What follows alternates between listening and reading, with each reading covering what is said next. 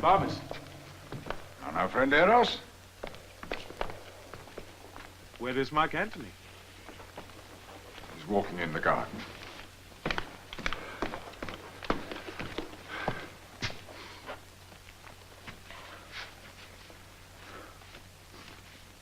There's hard news come with this. He will desire your presently. I'll bring you to him.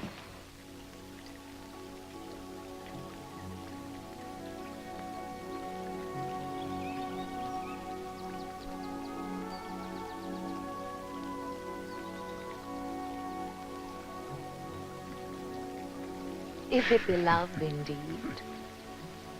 tell me how much. There's beggary in the love that can be reckoned. I'll set the bounds how far to be beloved. Then must thou needs find out new heaven, new earth. Hey, but this dotage of our generals o'erflows the measure. His captain's heart, which in the scuffles of great fights had burst the buckles on his breast, reneges all temper. He's become the bellows and the fan to cool a gypsy's lust.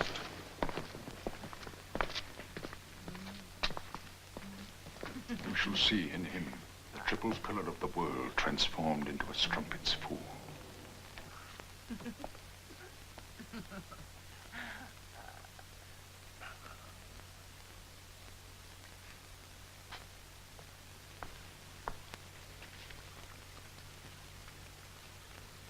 News, my good lord, from Rome.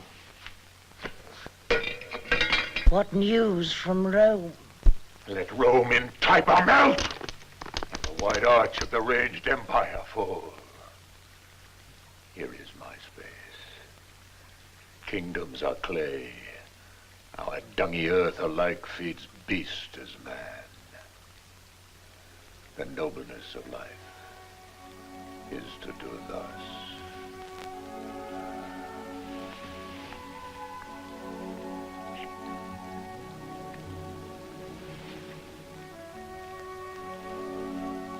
Speak not to us.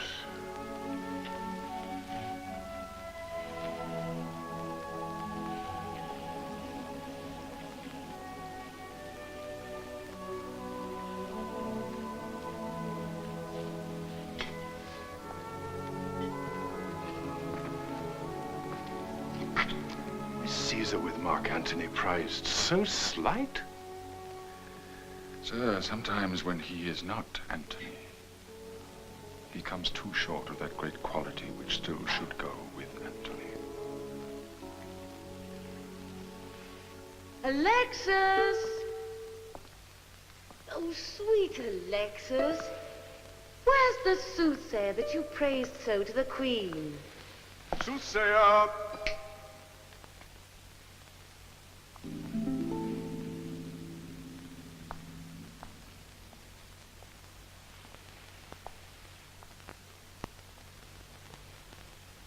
Is this the man?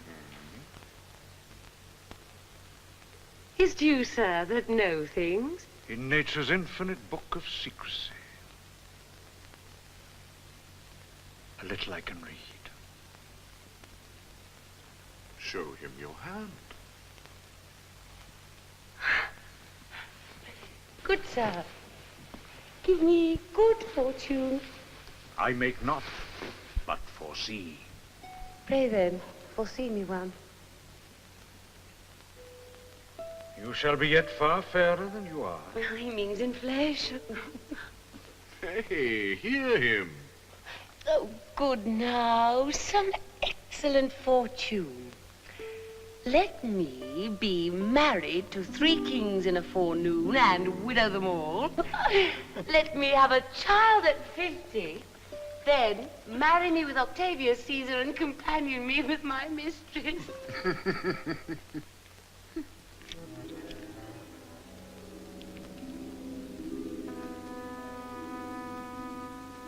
You shall outlive the lady whom you serve.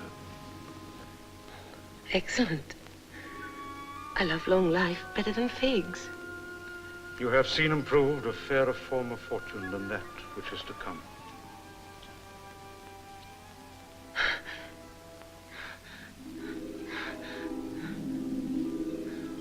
Out, fool! I forgive thee for a witch!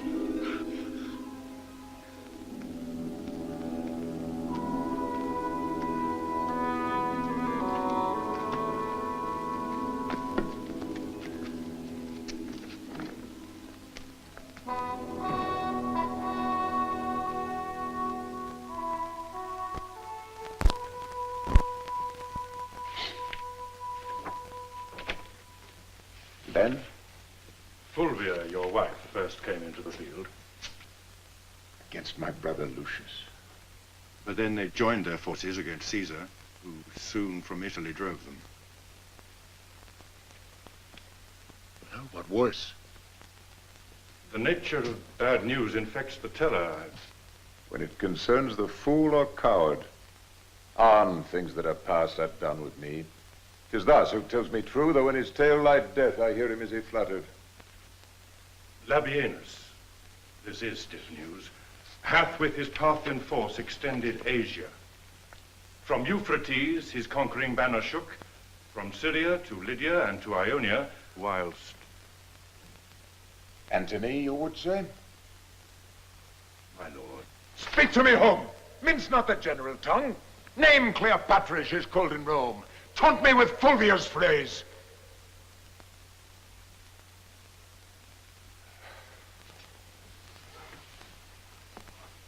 From Sicyon, how's the news? Sire, the Lady Fulvia, your wife, is dead. Where died she? In Sicyon.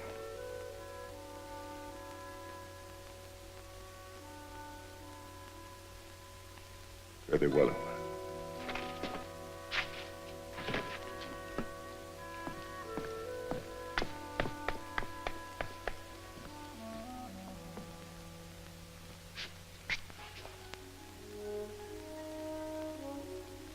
There's a great spirit gone. Thus did I desire it. But our contempt doth often hurl from us. We wish it ours again. 'Tis good being gone.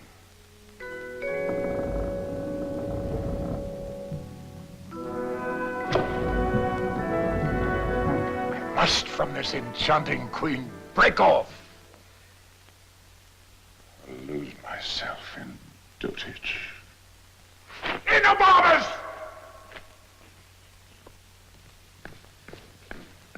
At your pleasure, sir? I must with haste from hence. Why, then we kill all our women.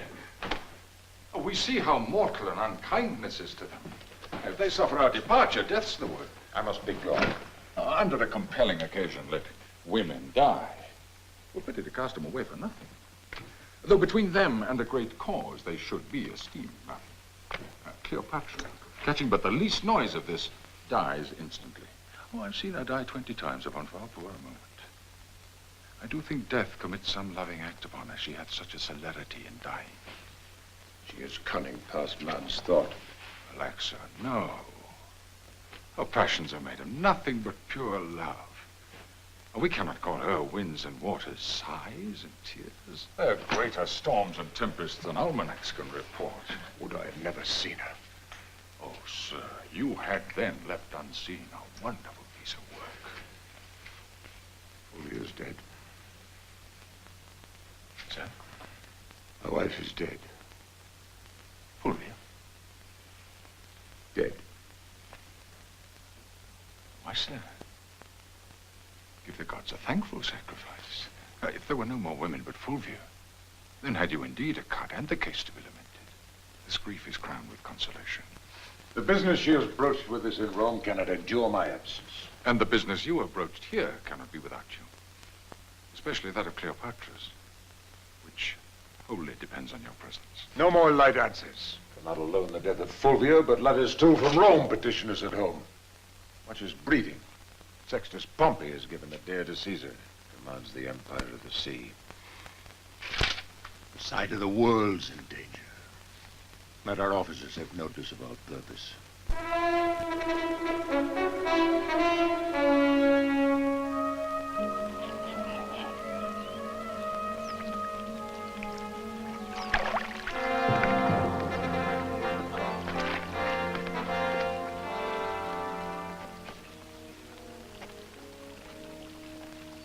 Now, you see, Lepidus, from Alexandria, this is the news.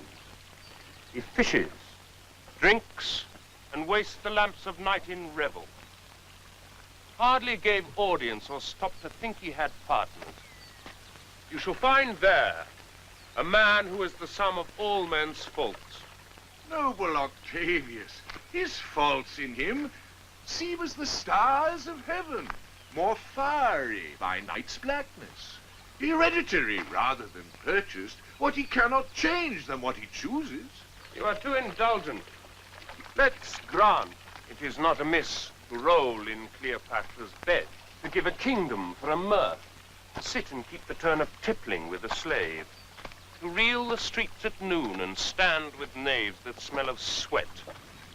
Say this becomes him, as his composure must be rare indeed, whom these things cannot blemish. Yet must this in no way excuse his faults when we do bear so great weight in his likeness? Oh, here's more news. Your biddings have been done, most noble Caesar.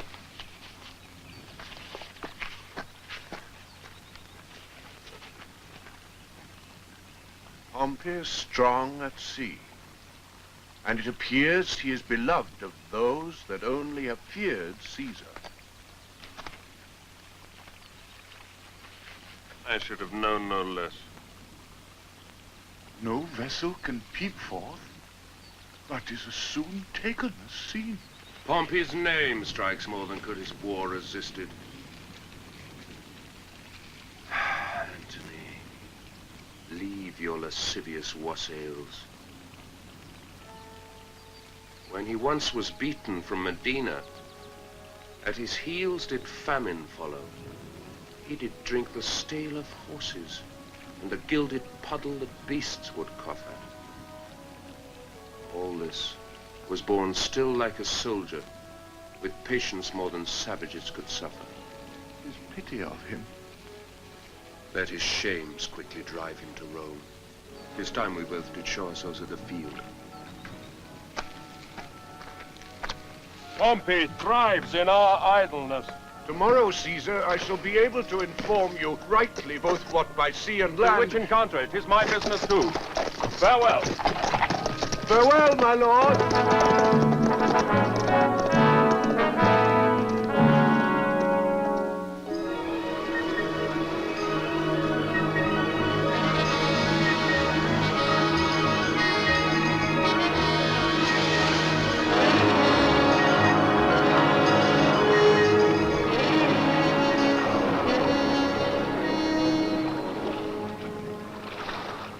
If the great gods be just, they shall assist the deeds of justest men. No, worthy Pompey, they'll not deny you. I shall do well.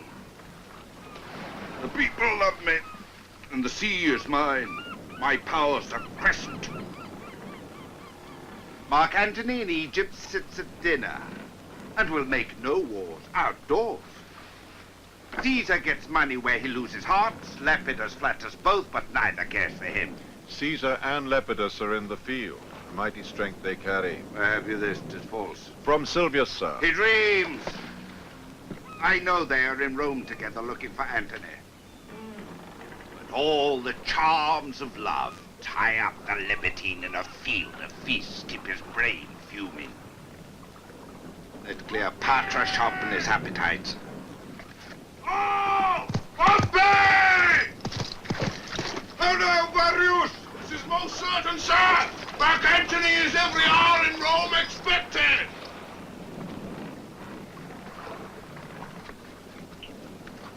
Minas, I did not think this amorous lecher would have donned his helm for such a petty war.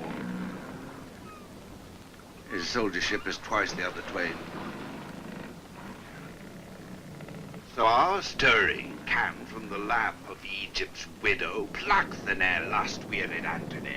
I cannot think Caesar and Antony shall well agree together. His wife that's dead did trespass to Caesar. His brother warred upon him. I know not, Minos.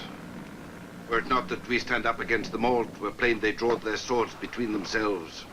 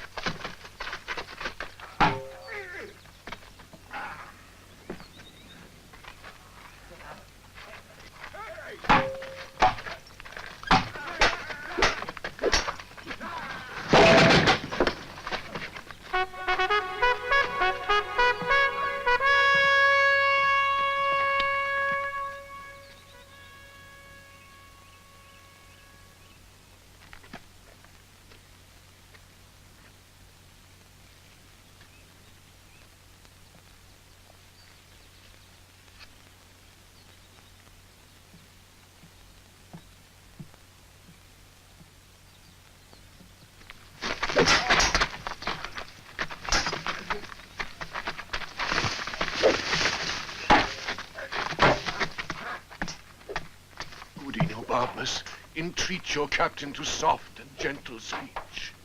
I shall entreat him to answer like himself. If Caesar move him, let Antony look over Caesar's head and speak as loud as Mars. Your speech is passion, but pray you stir no embers up.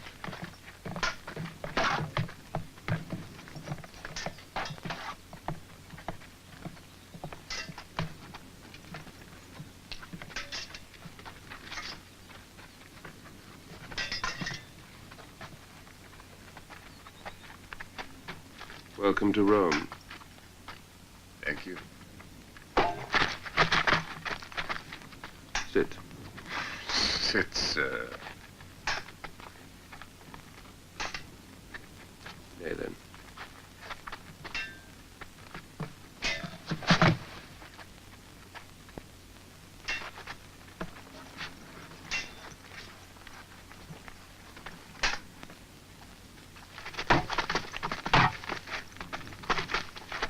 I learn you take things ill, which are not so, for being concern you not. I must be laughed at, if but for nothing or a little I should say myself offended. And with you chiefly of the world, when to sound your name it not concern me. My being in Egypt, Caesar, what was it to you? No more than my residing here at Rome might be to you in Egypt. Your wife and brother made wars upon me, and you were the word of war. You do mistake your business. My brother made his wars alike against us both. Of this my letters before did satisfy you? To patch a quarrel, it must not be with this. You patched up your excuses. Not so, not so. I'm your partner in this cause.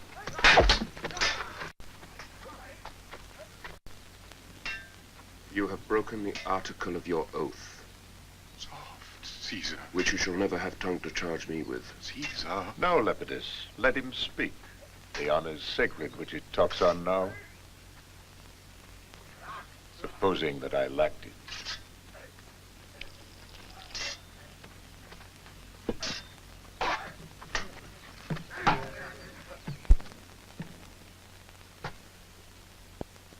On Caesar, the article of my oath. To lend me arms and aid when I required them, the which you both denied. Neglected, rather. Truth is, my wife, to have me out of Egypt, made these wars here. For which I do herewith ask pardon on my honor. Nobly spoken. If it might please you, enforce no further the griefs between you. Forget them quite.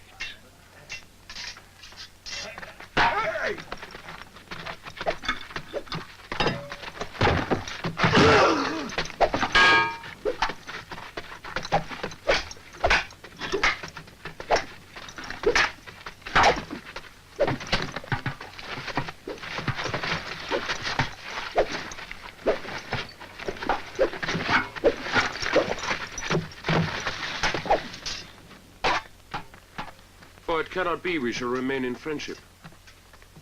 Yet, if I knew what bond would hold us staunch from edge to edge of the world, I would pursue it. Give me leave, Caesar. Speak, Agrippa. You have a sister by the mother's side, admired Octavia. Great Mark Antony is now a widower. Say not so, Agrippa. If Cleopatra heard you, your reproof were well deserved of rashness. I'm not married, Caesar. Let me hear Agrippa further speak.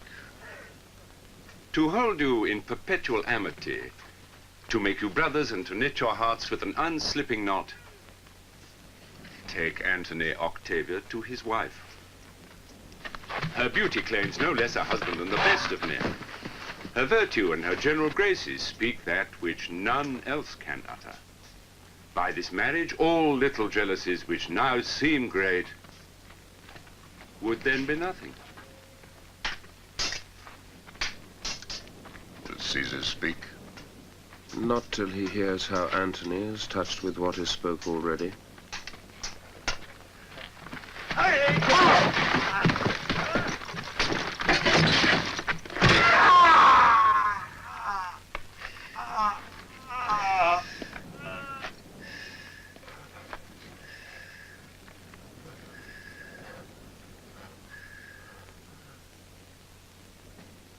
Power is in Agrippa, if I would say, Agrippa be it so, to make this good.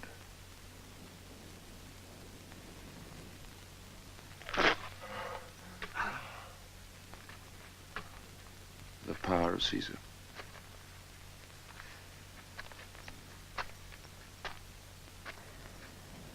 From this hour, the hearts of brothers govern in our loves and sway our great designs, huh?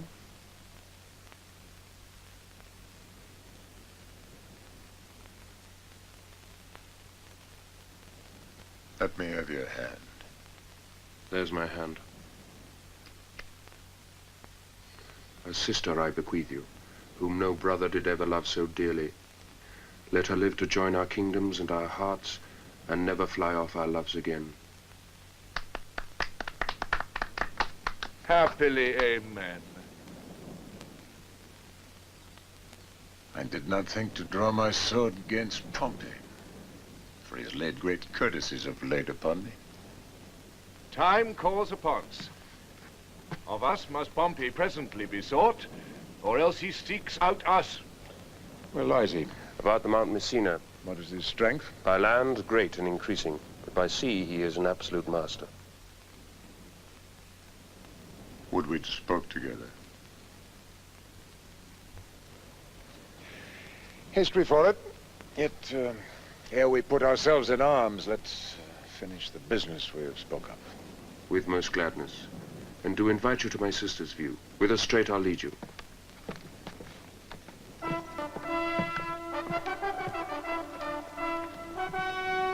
Good Enobarbus, welcome from Egypt, sir. Honorable Agrippa. If beauty, wisdom, modesty can settle the heart of Antony, Octavia is a blessed lottery to him.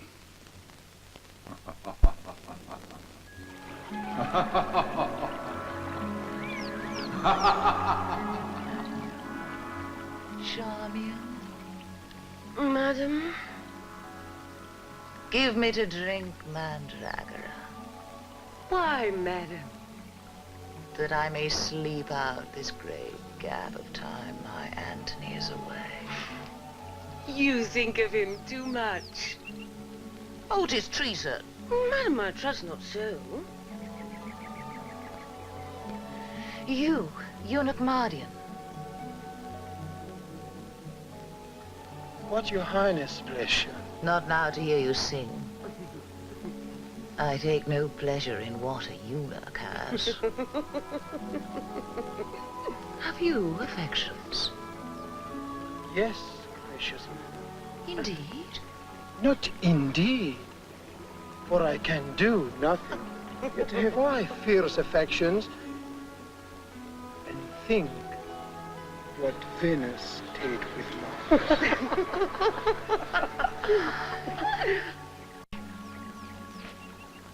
Oh, charming. Where think you he is now? Stands he or sits he? Or does he walk? Or is he on his horse? Oh, happy horse to bear the weight of Antony.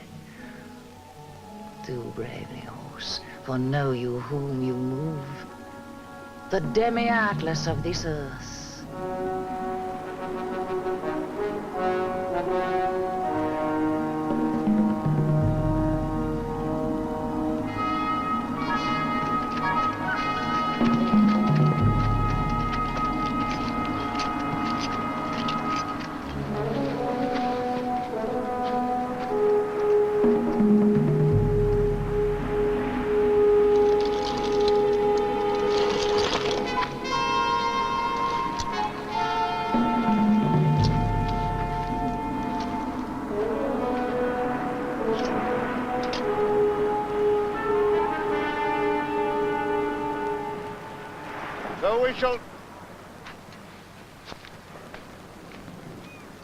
So we shall talk before we fight. Most meet that first we come to words. So let us know if you'll tie up your discontented sword and carry back to Sicily much tall youth that else must perish here. To you all three, the senators alone of this great world, chief factors for the gods, this it is has made me rig my navy. I mean to scourge the ingratitude that despiteful Rome cast on my noble father. Be pleased to tell us, for this is from the present, how you take the offers we have sent you. There's the point. You have made me offer of Sicily, Sardinia, and I must rid the sea of pirates. Then to send measures of wheat to Rome, this agreed upon to part with unhacked swords. That's our offer. Know then, I came before you here a man prepared to take this offer. But Mark Antony has put me to some impatience, though I lose the praise of it by telling. When Caesar and your brother were at war, your mother came to Sicily and did find our welcome friendly.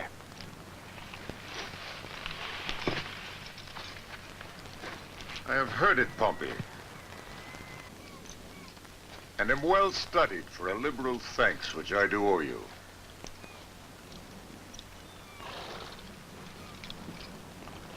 Let me have your hand. I never thought, sir, to have met you here. The bed's in the east are soft, but thanks to you who called me sooner than my purpose here, for I've gained by it. Well met here. I hope so, Lepidus. Thus we are agreed. We'll feast each other ere we part. And let's draw lots who shall begin, but first or last, your fine Egyptian cookery shall have the fame. I've heard that Julius Caesar grew fat with feasting there. You have heard much, sir. I have fair meaning, sir. And I have heard Apollodorus carried the... What, I pray you? A certain queen to Caesar in a mattress. I know you. How goes it, soldier? I've never hated you. I have seen you fight when I've envied your behavior. Sir, I never loved you much, but I praised you. Aboard my galley, I invite you all. Will you come, lords?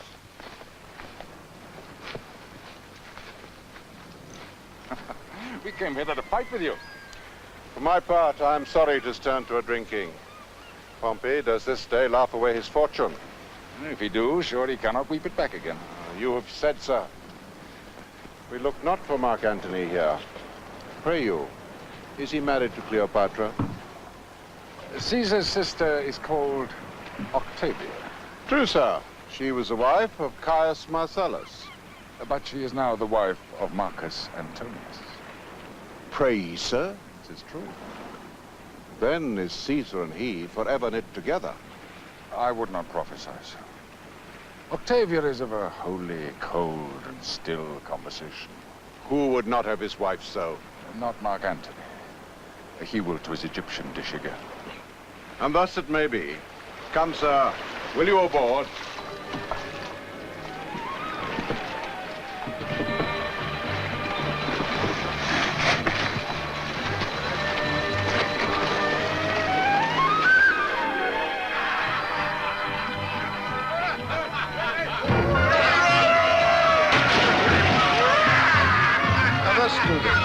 They take the floor of the Nile by letting scales. What manner thieves your crocodile?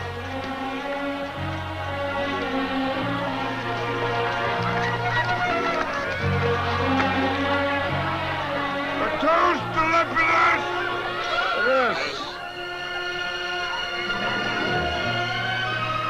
Pompey, a word. Well, say, in my ear, what is't? Forsake your seat, I do beseech you, Captain, and hear me speak a word. Forbear me till anon. Here's to Caesar. I could well forbear it.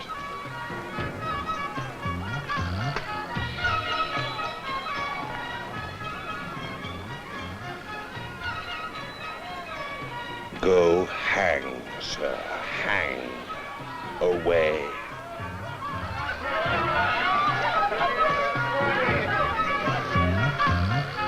If for the sake of merit you will hear me, rise from your couch. I think you're mad.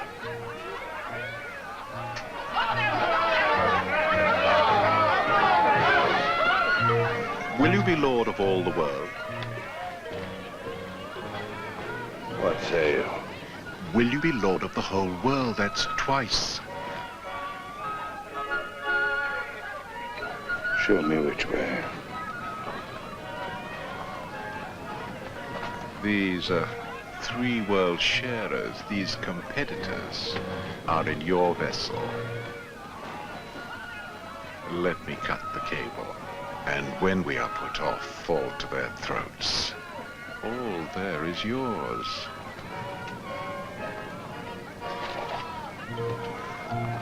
This you should have done, not have spoken. In me 'tis villainy. In you 't'ad been good service. Being done unknown, I should have found it afterwards well done. But must condemn it now. Resist and drink.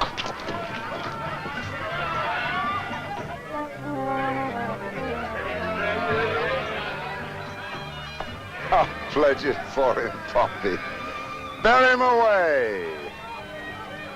Ha! My brave emperor. We shall dance now, your Egyptian bacchanal. Let's have it then, good soldier.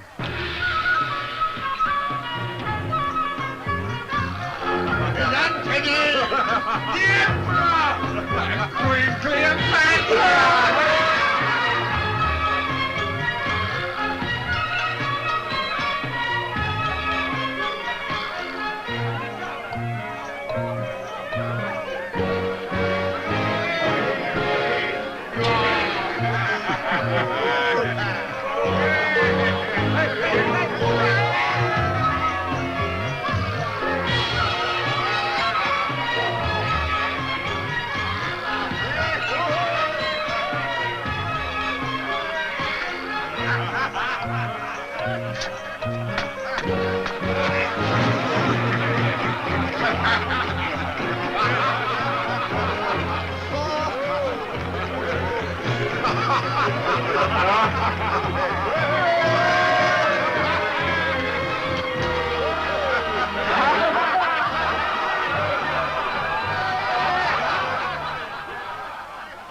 What, would you more? Good brother, let's ashore. Trying on shore. Good night. Come, sir. Give us your hand. Go, Anthony. We are friends. Come down into the boat.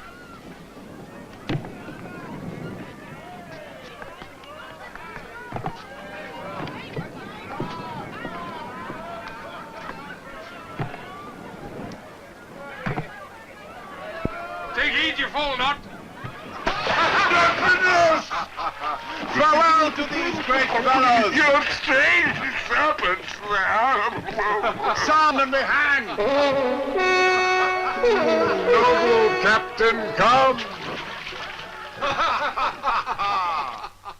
Give me some music. The music! Music. Moody food of us that trade in love. Let it alone. Let's to billiards. Come, Charmian. Oh, Miss Shaw, let's play with Mardian. As well a woman with a unit played as with a woman. Come. You'll play with me, sir. As well as I can, madam. I'll none now. Wheel to the river. There my music playing far off. I will betray tawny finned fishes. And as I draw them up, I think them every one an Antony and say, you are caught. It was merry when you waited on your angling. When your diver did place a saltfish on his hook, which he with fervency drew up. That time. Oh, times. Oh, from Italy. Madam. Madam. Antony dead. If you say so, villain, you kill your mistress. But well and free, if so thou yield him, there's gold. First, madam, he is well. Why, there's more gold. Sirrah Mark, we used to say the dead are well. Bring it to that, the gold I give thee will I melt and pour down thy ill-uttering throat. Good madam, hear me. Well, go to. I will. But there's no goodness in thy face. Well, please you hear me. I have a mind to strike thee ere thou speakst. Yet if you say Antony lives, is well, is friends with Caesar, and not captive to him. Madam, he's well. Well said. And friends with Caesar. Thou art an honest man. Caesar and he are greater friends than ever. Make thee a fortune from me. But yet, madam. I do not like but yet. Prithee, friend, pour out the pack of matter to mine ear, the good and bad together. He's friends with Caesar. In state of health, thou sayest, and thou sayest free. Free, madam? No, I've made no such report. He's bound unto Octavia. For what good turn? For the best turn of the bed.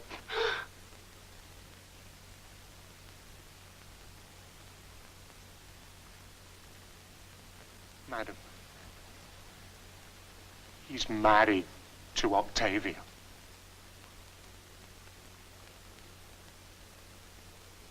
The most infectious pestilence upon thee! Good madam! What say you? Hence! Oh, villain! I'll unhair thy head! Thou shalt be whipped with wire, stewed in brine! Gracious madam, I that do bring the news made not the match. Say 'tis not so. A province I will give thee and make thy fortunes proud. He's married, madam. Rogue! Live too long! Good madam, keep yourself within yourself. The man is innocent. Some innocent scape not the thunderbolts. Melt Egypt into Nile, and kindly creatures turn all to serpents. Call the slave again. Though I am mad, I will not bite him. Call! He is Caesar feared to come. I will not hurt him.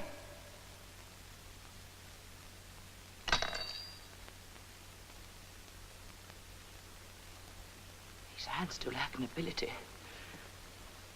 They do strike a meaner than myself.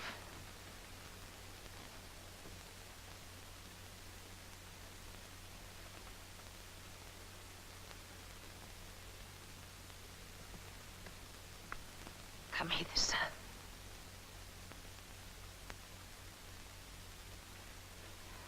Though it be honest, it is never good to bring bad news. Is he married? I cannot hate thee worse than I do if thou again say yes. He's married, The madam. gods confound thee. Dost thou hold there still? Madam, should I lie? Oh, I would thou didst, so half my Egypt was submerged and made a cistern for scaled snakes. Get thee hence. I crave your highness' pardon. He is married.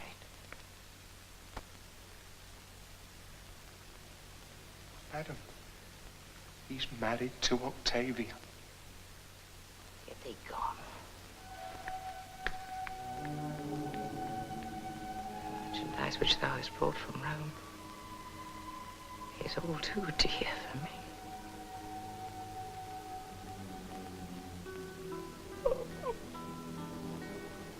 Iris.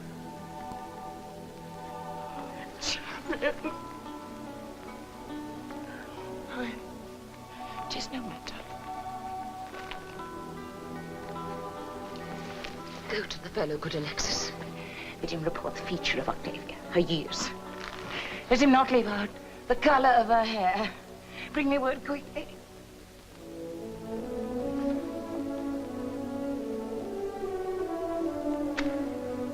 Let him forever go! Oh. Let him not. Mardian, go tell Alexis, bring me word how tall she is. Madam.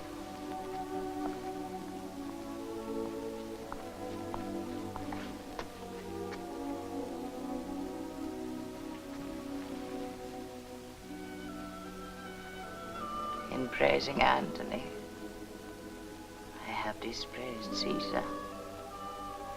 Many times, madam.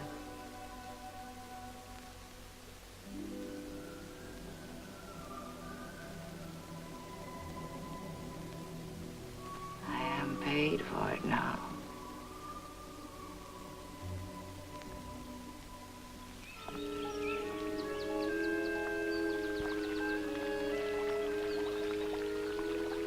You take from me a great part of myself.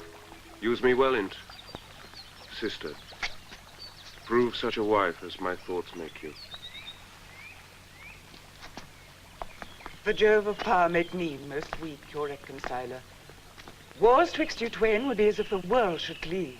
Antony, far better might we two have loved without this means, if by us both she be not cherished. Make me not offended in your distrust. I have said. So? Well, are the brothers parted? Well, they've dispatched with Pompey. He is gone. We are for Athens. Octavia weeps to part from Rome. Caesar is sad. And Lepidus, since Pompey's feast, is troubled with the green sickness.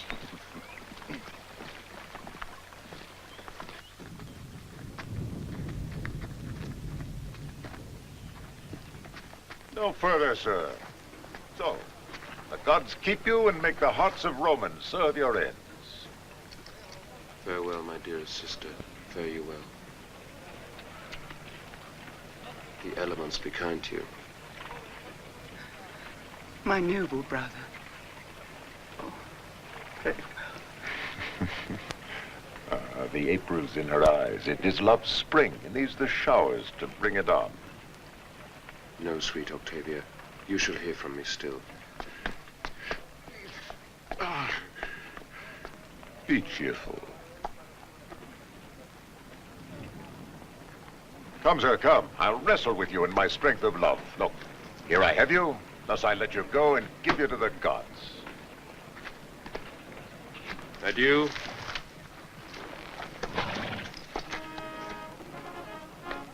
Be happy.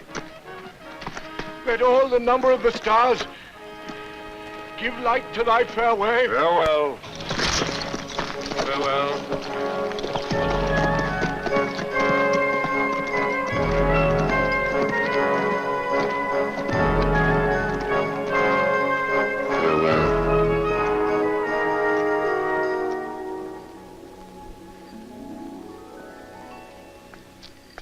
Where is the fellow? Half afeared to come. Go to. Come hither, sir. Come you near. Most gracious Majesty. Did you behold Octavia? I, dread Queen. Where? Madam, in Rome. I looked her in the face and saw her led between her brother and Mark Antony. Is she as tall as me? She is not, madam. Didst hear her speak? Is she shrill-tongued or low? Madam, I heard her speak. She is low-voiced. That's not so good. We cannot like her long. Like her? Why, it is impossible. I think so, Charmian. Dull of tongue and dwarfish. What majesty is in her gait? Remember, if e'er you looked on majesty.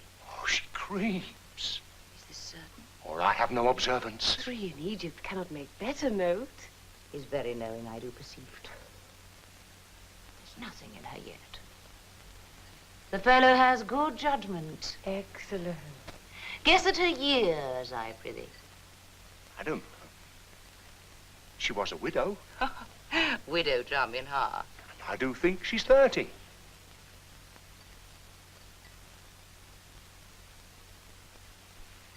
There's thou her face in mind. Is long or round? Oh, round. Even to faultiness. For the most part, too, they are foolish that are so.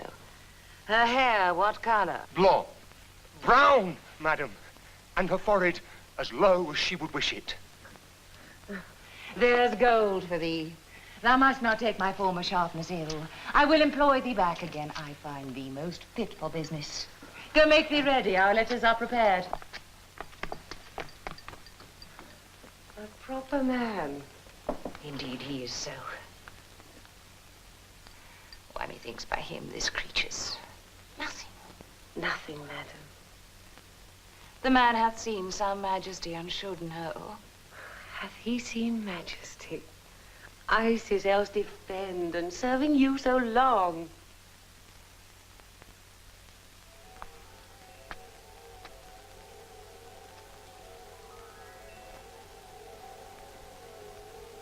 All may be well enough.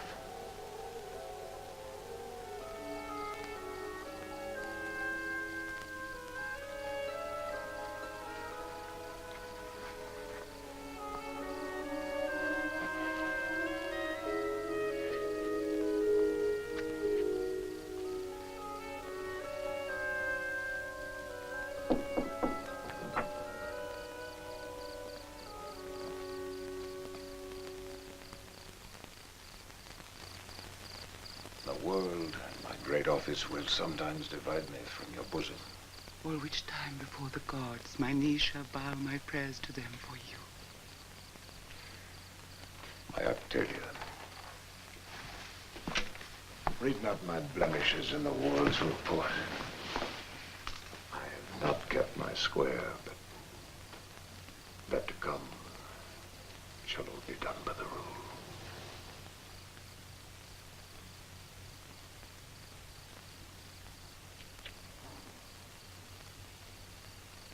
Good night, sir. I tell it him.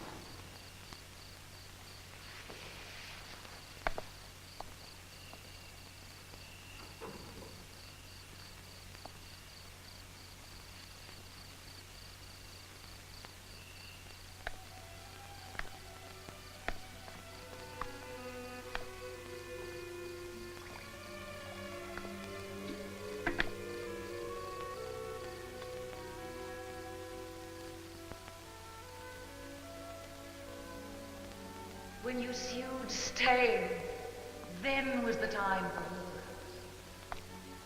No going then. Eternity was in our lips and eyes. Bliss in our brows bent.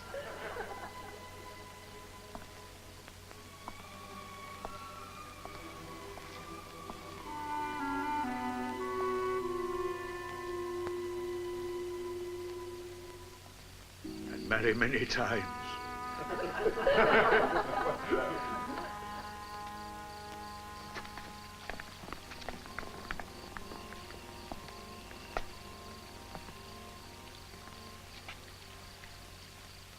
Now, Sirrah, you do wish yourself in Egypt? Would I had never come from thence. Nor you. Hie you to Egypt again.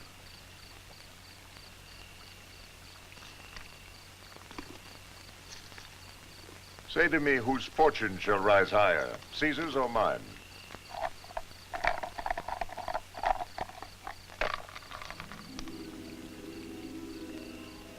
Caesar's.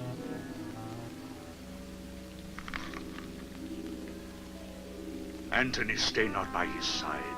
Thy spirit is high, unmatchable, where Caesar's is not. But near him, thy angel becomes afeared, o'erpowered. Therefore, make space enough between you. Speak this no more. To none but thee. No more, but when to thee.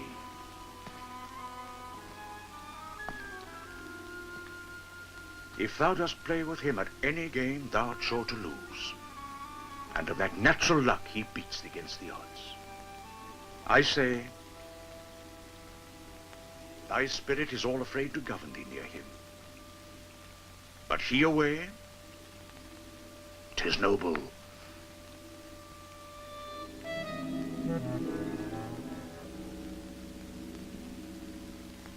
Get thee gone.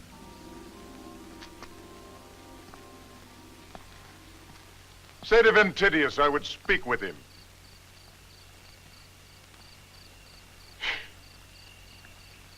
He has spoken true. The very dice obey him. And in our sports my better cunning fails under his chance. Ventidius! If I lose mine honor, I lose myself. Sir? You must to Parthia. Your commission's ready. My purposes do draw me much about. You'll win 2 days upon me. Sir, good success.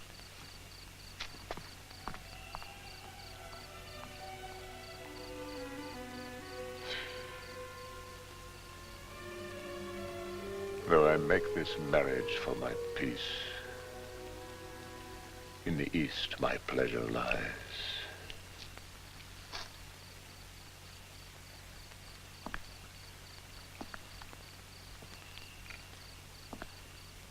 You stayed well by it in Egypt. Yes, sir, we did. 8 wild boars roasted whole at breakfast and with 12 persons there. We had much more. The rare Egyptian. She's a most triumphant lady, if report be squared to her. When she first met Mark Antony, she pursed up his heart. Upon the river Cydnus. There she appeared in triumph. I'll tell you. The barge she sat in, like a burnished throne, burned on the water. The poop was beaten gold. Purple the sails, and so perfumed that the winds were lovesick with them. And the oars were silver, which to the tune of flutes kept stroke, and made the water which they beat to follow faster, as amorous of their strokes. And for her own person, it beggared all description. She did lie in her pavilion, cloth of gold, of tissue, or picturing that Venus where we see the fancy outwork nature.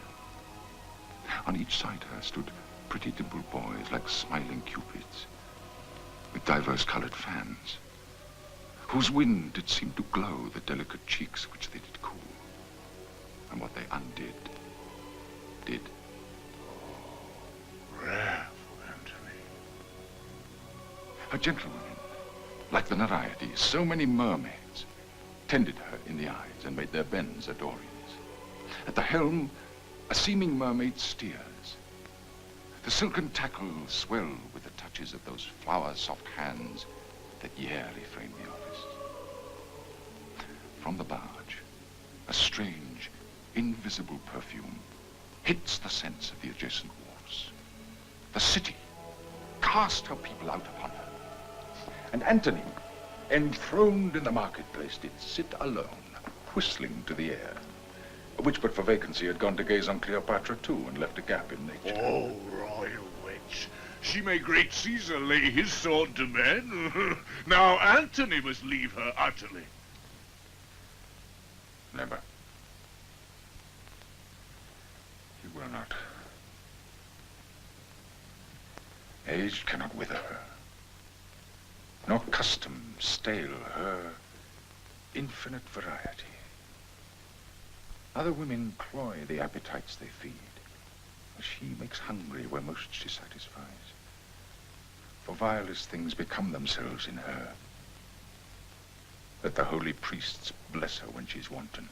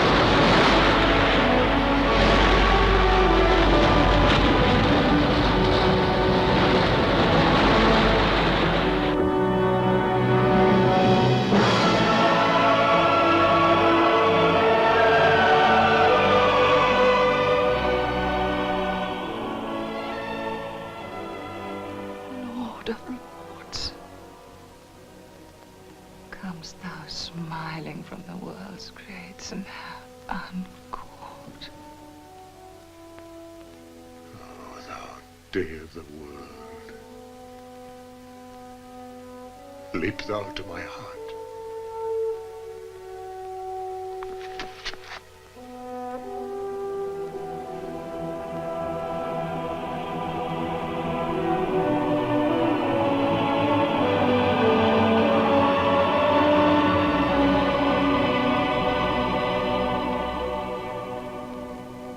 Octavia.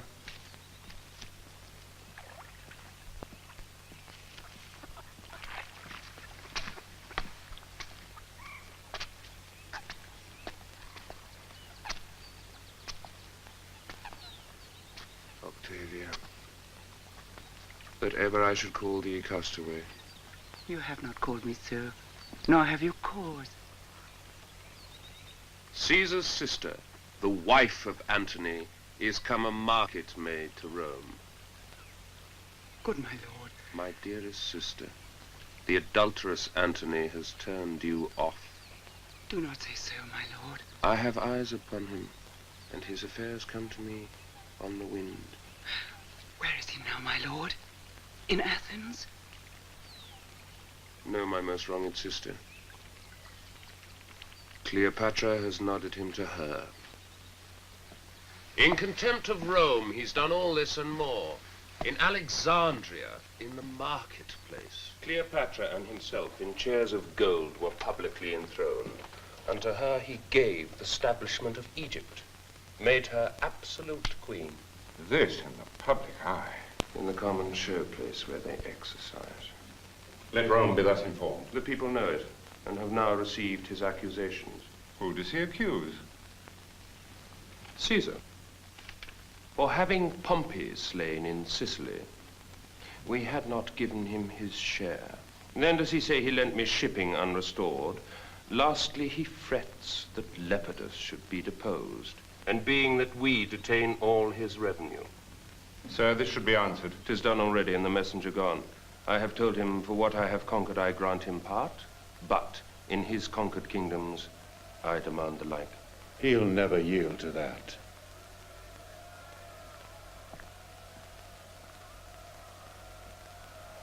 Nor must not then be yielded to in this.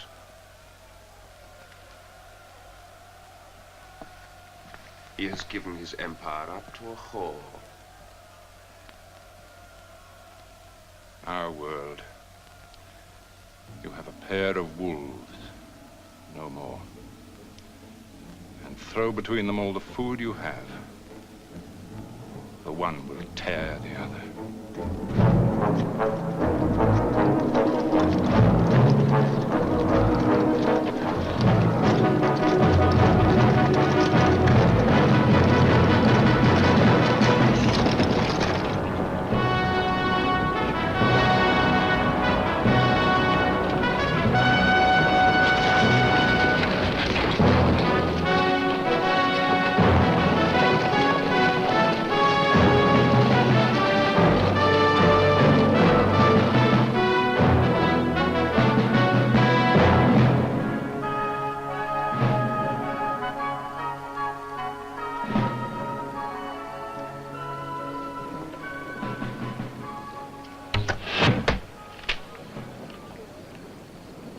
I will be even with thee, doubt it not.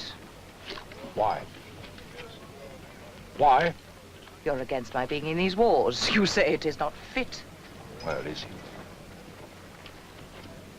Is it? Is it not denounced against us? Why should not we be there in person? Your presence needs must puzzle Antony. Take from his heart, take from his brain, from his time, what should not then be spared. 'Tis said in Rome that Mardian, the eunuch, and your maids manage this war. Think, Rome, and their tongues rot that speak against us. A charge we bear in the war. And as the ruler of my kingdom will appear there for a man. Speak not against it. I will not stay behind. Nay, I have done. Here comes the Emperor. Is it not strange, Canidius, that from Tarentum and Brundusium he could so quickly cut the Ionian Sea and take in Taurium? You have heard once, Celerity is never more admired than by the negligent. A good rebuke, which might have well become the best of men to taunt slackness. Canidius, we will fight with him by sea. By sea, what else? Why will my lord do so? Or that he dares us to it. So hath my lord dared him to single fight. Aye.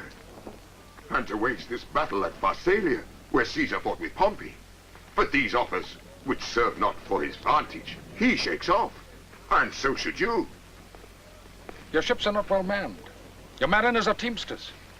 In Caesar's fleet are those that often have against Pompey fought. Their ships are yours heavy. No disgrace shall fall you for refusing him at sea, being prepared for land. By sea, by sea. Most worthy sir, you therein throw away the absolute soldiership you have by land. Distract your army of war-marked footmen. Quite forego your own renowned knowledge and give yourself to chance. I'll fight at sea. I have 60 sails, Caesar none better. We should fail, we then can do it on land. Canidius, our 19 legions you shall hold by land, and our 12,000 horse. Go to our ship. How now, old soldier? Emperor, do not fight by sea. Trust not the rotten planks. Do you misdoubt this sword? Let the Egyptians and the Phoenicians go a-ducking. We are used to conquer standing on the earth and fighting foot to foot. Well, away.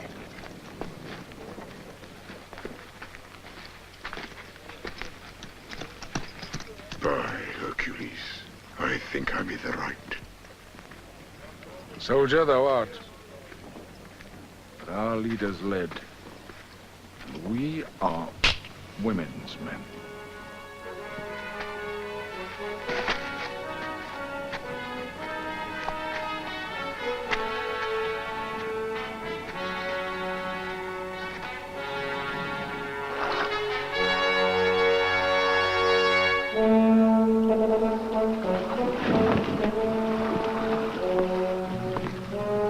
Agrippa, my lord, strike not by land.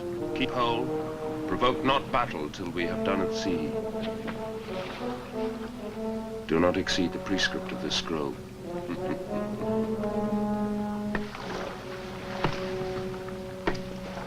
Our fortune lies upon this jump.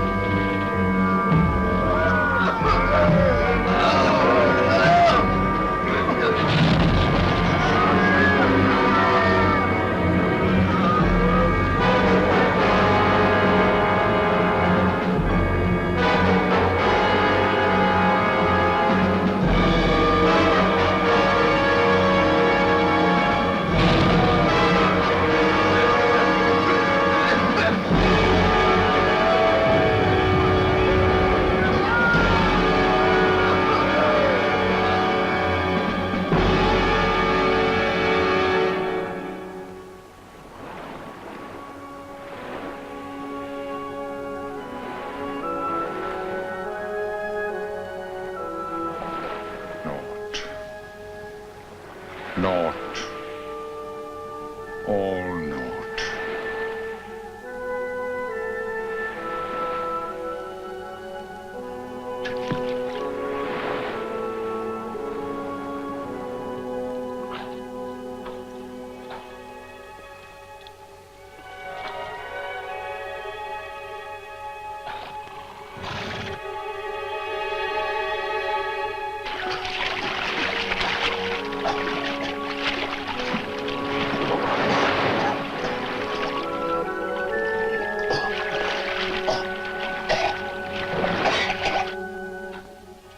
Do not fight by sea. Our fortune on the sea is out of breath!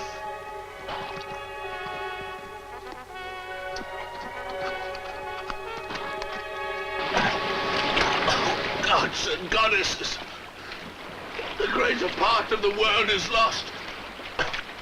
We have kissed away kingdoms and provinces. How appears the fight? On our side, like the token pestilence where death is sure. That ribald hag of Egypt, whom leprosy o'ertake, in the midst of the fight, the breeze upon her, like a cow in June. Her sails and flies. That I beheld and sickened at the sight. The noble Antony claps on his sea wing, and like a doting mallard, leaving the fight in height, flies after her. I never saw an action of such shame. Our fortune on the sea is out of breath and sinks most lamentably. Had our general been what he knew himself, it had gone well. Oh, he has given example of our flight most grossly by his own. Aye, are you thereabouts? Why then, good night indeed. To Caesar will I render my legions and my horse. 6 kings already show me the way of yielding. I'll yet follow the wounded chance of Antony, though my reason sits in the wind against me.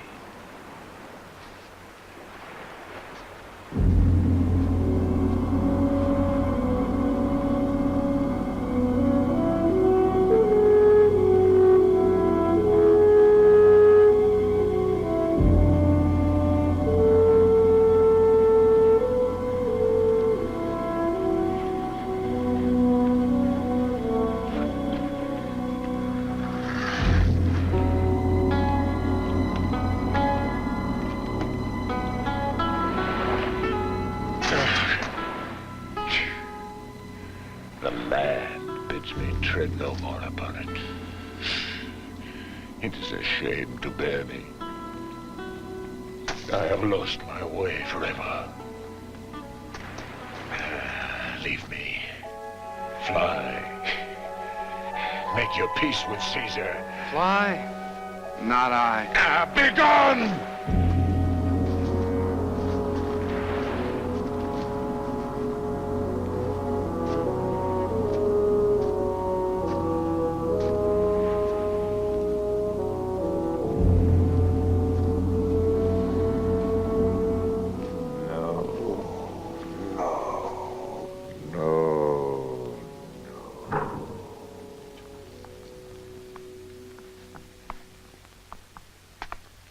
See you here, sir. Gods! Madam, good Empress.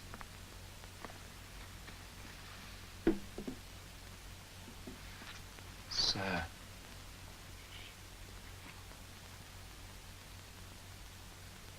Sir, the Queen.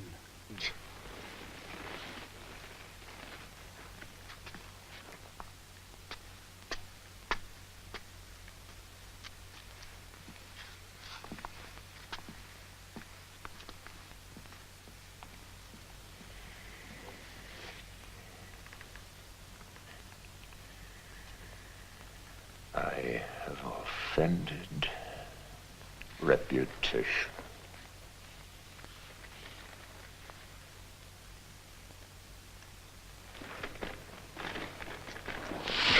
My lord.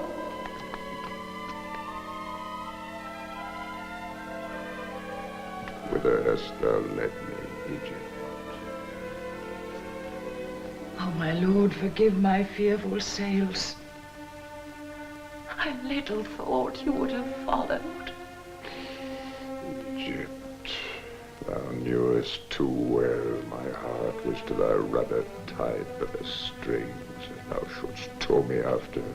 Thou knewest. Call might from the bidding of the gods command me. Oh, my pardon. Now I must to the young man send humble treaties, dodge and palter in the shifts of lowness. Aye, that with half the bulk of the world played as I pleased, making and marring fortunes. You did know how much you were my conqueror, and that my sword made weak by my affection would obey it in all cause. Oh, my pardon.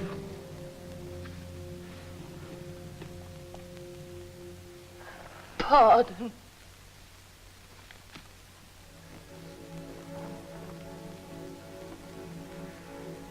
Fall not a tear, I say. One of them rates all that is won and lost. Come, give me a kiss.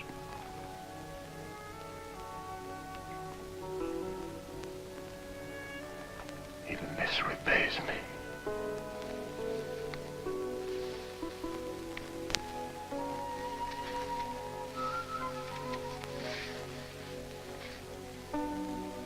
Love, I'm full of lead.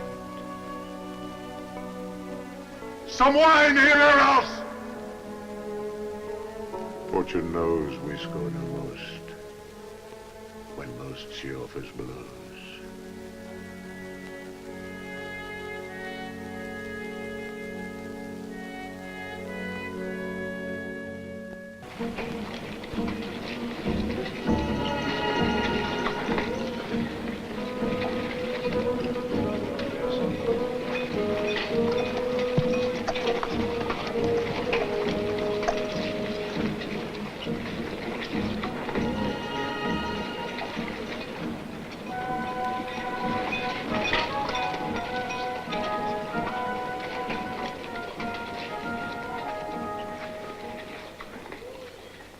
Let him appear that's come from Antony.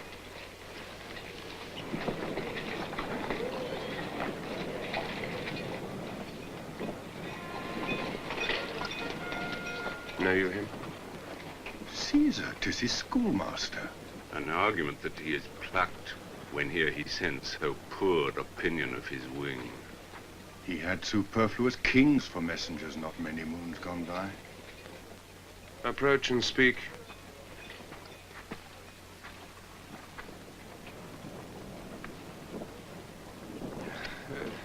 Such as I am, I come from Antony.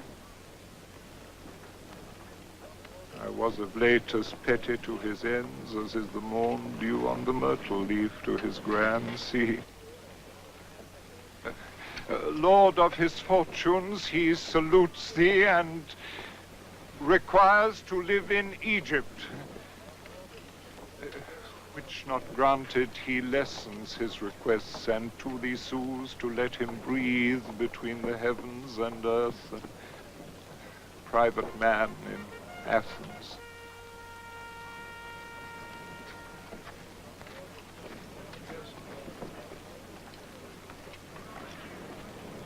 For Antony, I have no ears to his requests.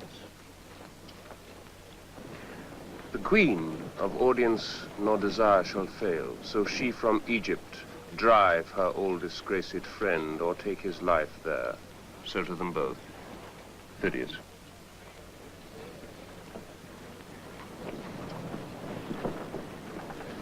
Phidias?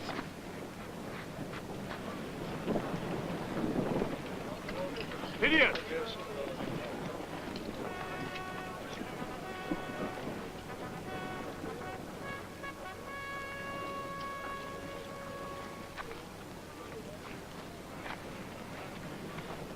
Phidias, now it is time to dispatch. From Antony, win Cleopatra. Promise, and in our name, what she requires. Add more as thine invention offers. Women are not in their best fortune strong, but want will perjure the ne'er touched virgin. Try thy cunning, Phidias.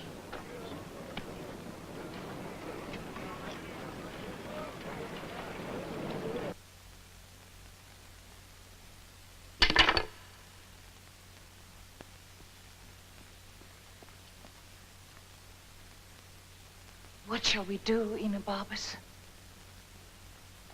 Think and die. Is Antony or we at fault in this? Antony only. That would make his will lord of his reason. What though you fled from that great face of war? Why should he follow? The itch of his affection should not then have nicked his captainship. At such a point, when half to half the world opposed, he being the sole question, it's a shame no less than was his loss to course your flying flags and leave his navy gazing. Not his answer. Aye, my lord. The queen shall then have courtesy, so she will yield us up. He says so. Let her know it. To the boy, Caesar, send this grizzled head, and he will fill thy wishes to the brim with principality. That head, my lord. Throw him again. Tell him he wears the rose of youth upon him, from which the world should note something particular. His coin, ships, legions may be a coward's, whose ministers would prevail under the service of a child as soon as in the command of Caesar. I dare him, therefore, to lay his gay caparisons apart and answer me decline sword against sword, ourselves alone. I'll write it. Follow me.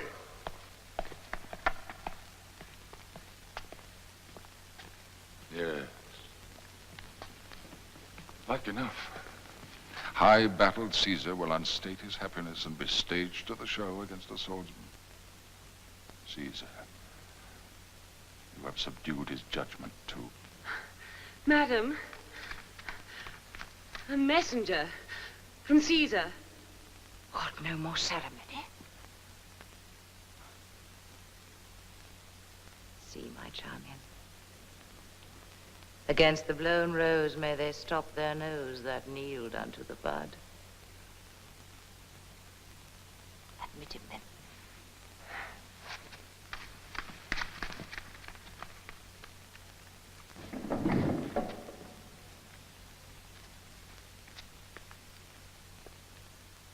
Mine honesty and I begin to square. The loyalty well held to fools doth make our faith mere folly. Yet he that can endure to follow with allegiance a fallen lord does conquer him that did his master conquer.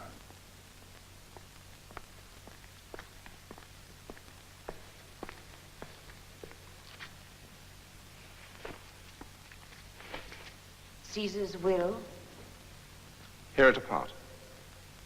none but friends, say boldly. So happily are they friends to Antony. He needs as many, sir, as Caesar has, or needs not us. So?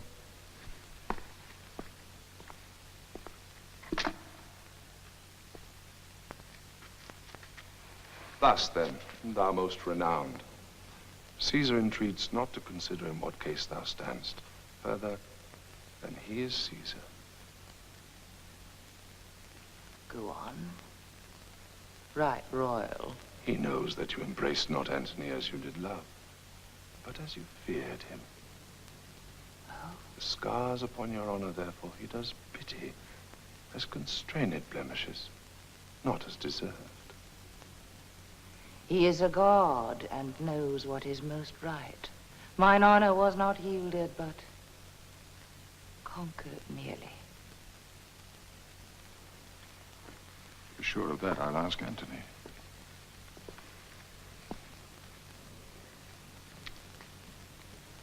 Shall I say to Caesar what you require of him? It much would please him that of his fortunes you should make a staff to lean upon. And it would warm his spirits to hear from me you had left Antony and put yourself under his shroud, the universal landlord. What's your name? My name? is Phidias. Most kind messenger. Say to great Caesar this in deputation. I kiss his conquering hand. Tell him I am prompt to lay my crown at his feet and there to kneel. Tell him from his all-obeying breath I hear the doom of Egypt. 'Tis your noblest course.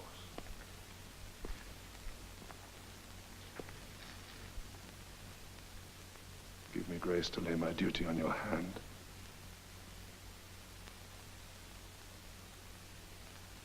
Your Caesar's father oft, when he hath mused of taking kingdoms in, bestowed his lips on that unworthy place.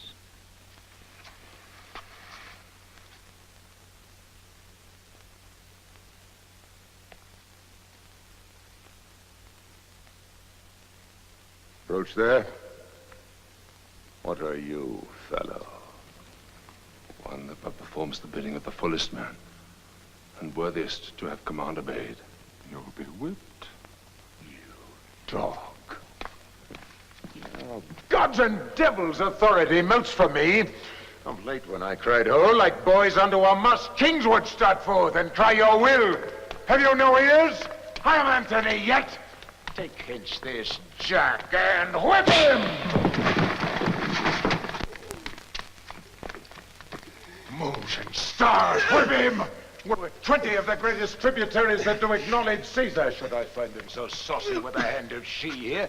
What's her name, since she was Cleopatra? Whip him, fellows, till like a boy you see him cringe his face and whine aloud for mercy. Take him away!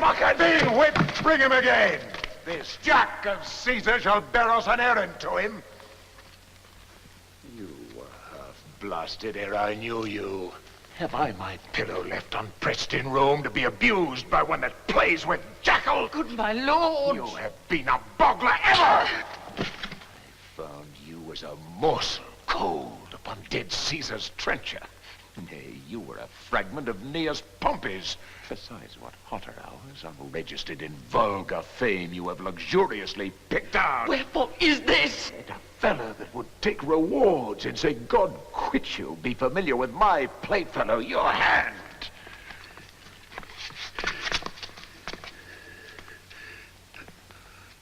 Is he whipped? Soundly, my lord. Cried he and begged a pardon. He did ask favor.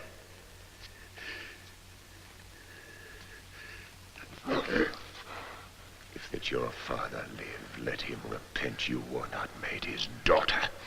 And be you sorry to follow Caesar in his triumph, since you've been whipped for it. Henceforth the white hand of a lady fever you, shake you to look on't. Get you back to Caesar. Tell him your entertainment. Look, you say he makes me angry with him, for he seems proud and disdainful, harping on what I am, not what he knew I was. He makes me angry. At this time, most easy 'tis to do it, when my good stars that were my former guides have empty left their orbs and shot their fires into the abysm of hell. Begone! Have you done yet? To flatter Caesar, would you mingle eyes with that? Cold-hearted towards me. Oh dear, if I be so, from my cold heart let heaven engender hail. Let the first stone dissolve my life, together with my brave Egyptians all lie graveless, till the flies and gnats of Nile have buried them for prey. I'm satisfied.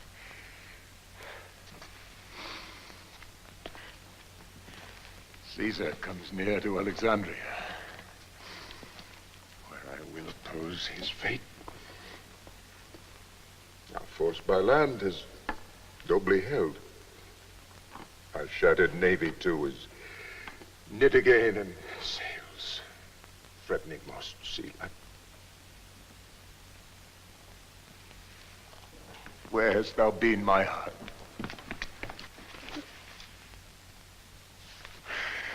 Dost thou hear, lady? field, I shall return once more to kiss these lips. I will appear in blood. I and my sword will earn our chronicle. We'll beat them to their beds. What, girl?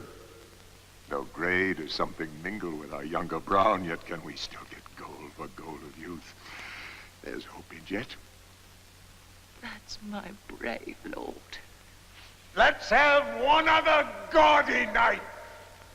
Call to me all my sad captains. Fill our bowls once more. Let's mock the midnight bell.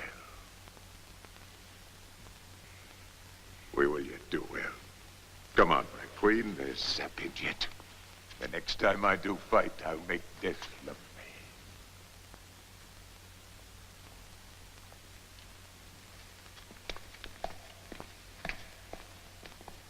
Now he'll outstare the lightning. The furious is to be frightened out of fear. In that mood, the dove will peck the falcon. And I see still a diminution in our captain's brain restores his cloud. When valor preys on reason, it eats the sword it fights with.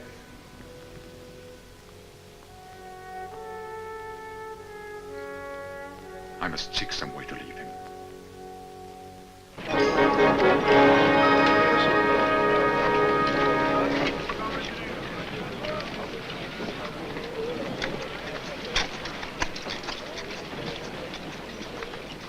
He calls me boy and chides as he had power to beat me out of Egypt.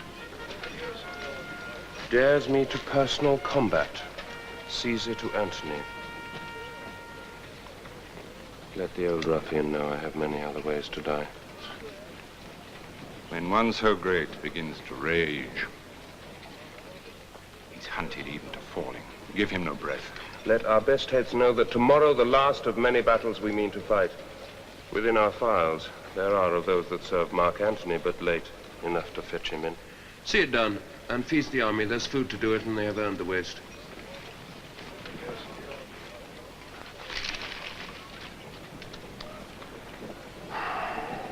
Poor Antony.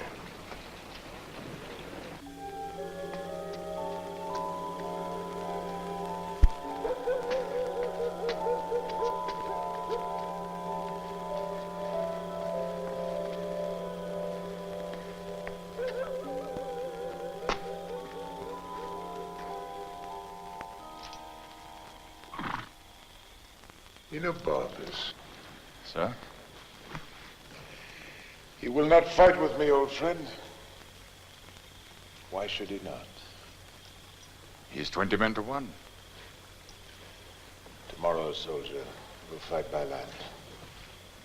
I'll live, I'll bathe my dying honor in the blood shall make it live again. Will you fight well? I'll strike and cry, take all. Well said. Come, give me your hand. You've been rightly honest. So you have. You've served me well. And kings have been your fellows. What do you mean, sir? To make your followers weep? Good friend, good night. Tomorrow is the day.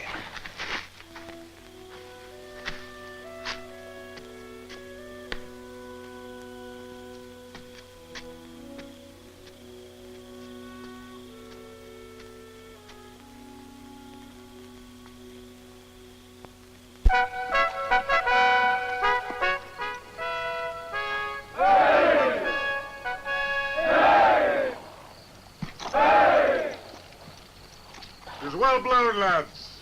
You that will fight, follow me close. I'll bring you to it.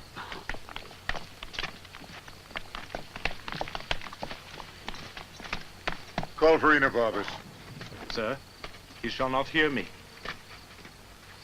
What say you? He is with Caesar. Sir, his chests and treasure he has not with him. Is he gone? Most certain. Go, Eros. Send his treasure after him. Do it! Detain no jot, I charge you. Write to him. I will subscribe. Gentle adieus and greetings. Say I wish he'd never find more cause to change your master. Dispatch!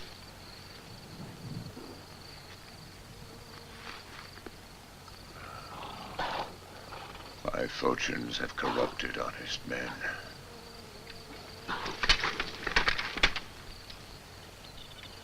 Enobarbus.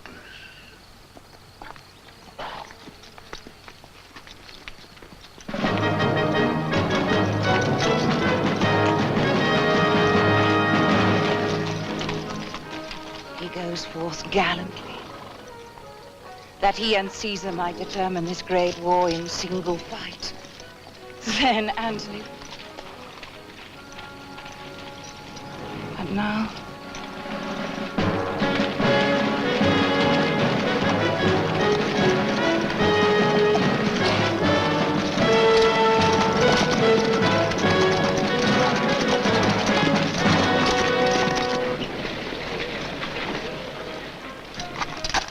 Go forth, Agrippa, and begin the fight. Our will is Antony be took alive. Make it so known. Caesar, I shall. The time of universal peace is near. Prove this a prosperous day. The three-nooked world shall bear the olive freely.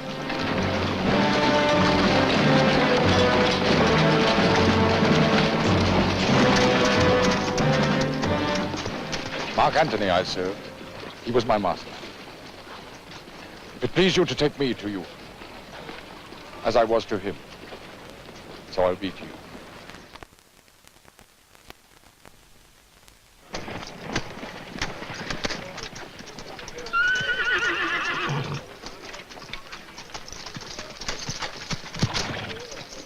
Enobarbus, Antony has after you sent all your treasure. The messenger is at our tent, seen now, unloading of his mules. I give it you. Mark not, Enobarbus, I tell you true.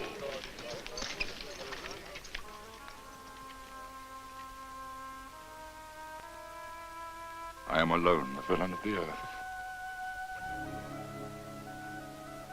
Tomorrow, soldier, we'll fight by land. Oh, Antony, I fight against you. You've been ruggedly honest. No. You've served me well. I will go seek some ditch wherein to die.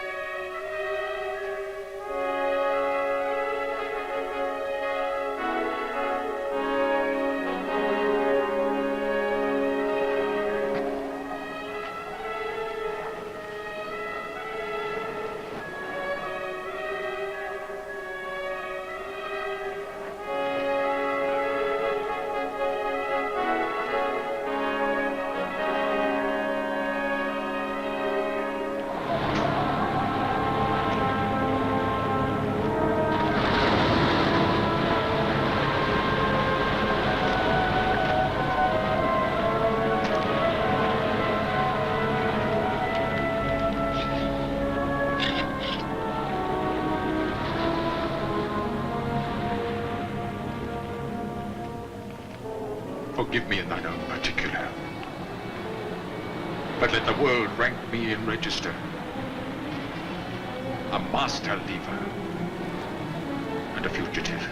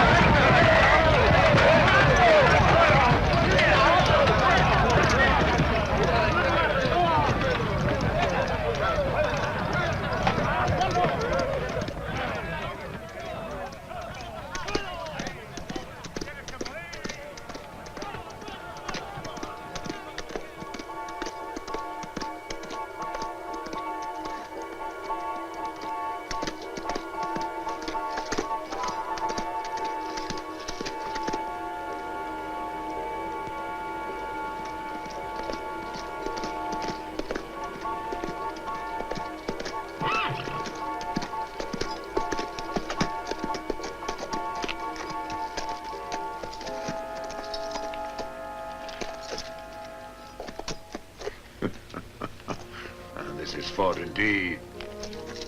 They're beaten, sir. I would they'd fight in the fire or in the air. We'd fight there too. Look, Emperor! They fall upon us there!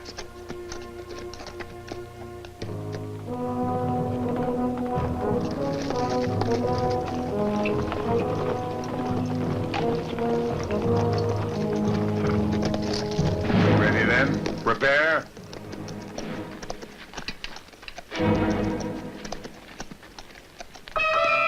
Be quick, scholars.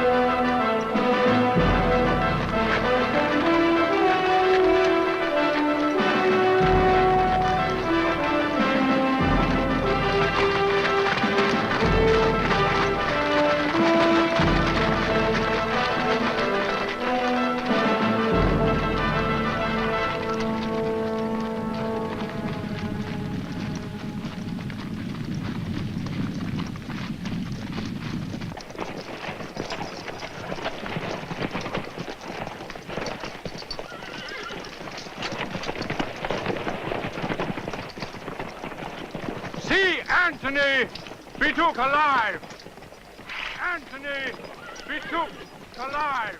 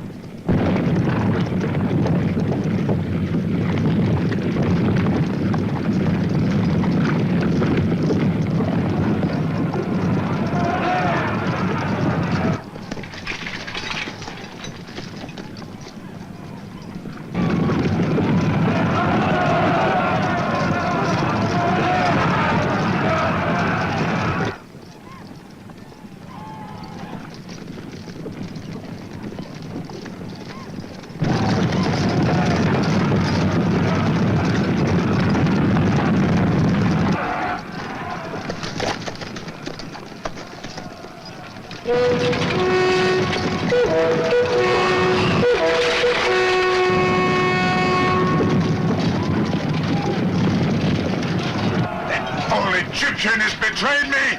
They've yielded!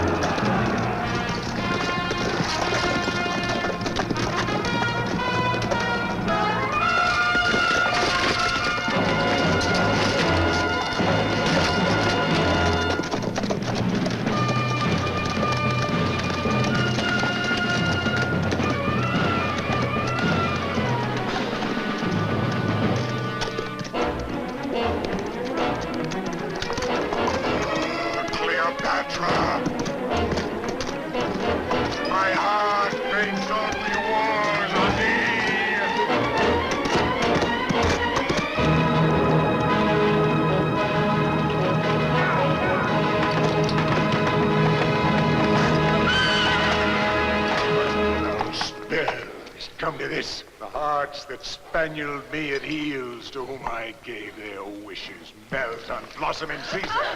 Let them all fly. Why is my lord in? I'll strip thee by deserving.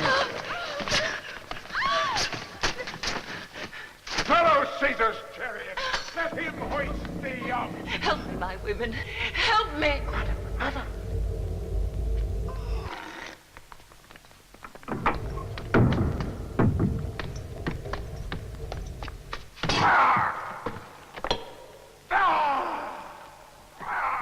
Oh, he's mad. To the Roman boys she sold me, and I fall under her plot. She dies for it. He's mad. To the monument. To the monument. There, lock yourself. Send him word you're dead. Guardian, go tell him I have slain myself. Say that the last I spoke was Antony.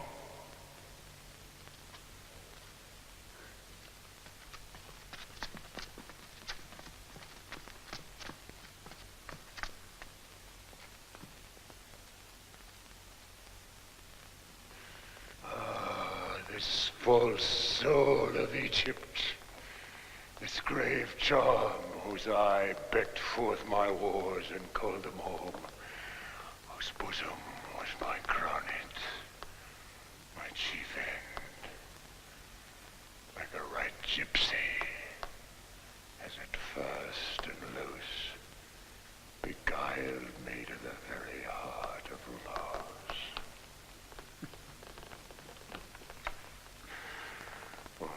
Eros! Eros!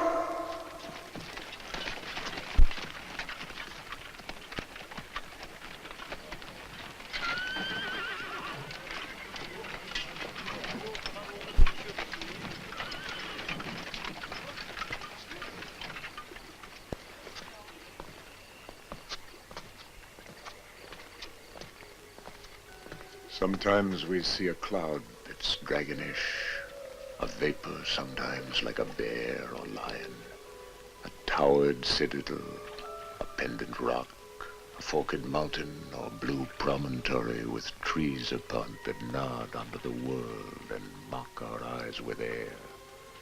You have seen these signs? Aye, my lord. They are black Vespers pageants. My lord. That which is now a horse, even with a thought, the wind dissolves and leaves it indistinct. As water is in water. It does, my lord. Eros, your captain, is even such a body. Here I am, Antony, yet cannot hold this visible shape. My knave, I made these wars for Egypt and the queen, whose heart I thought I had, for she had mine.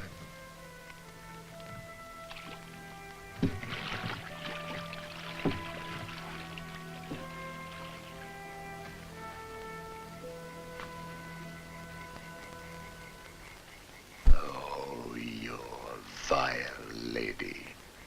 She has robbed me of my sword. No, Antony.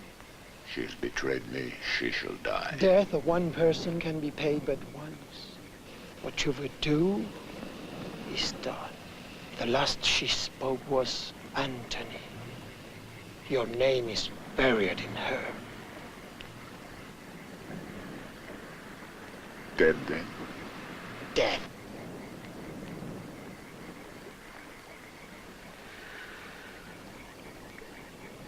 Anan, Eros.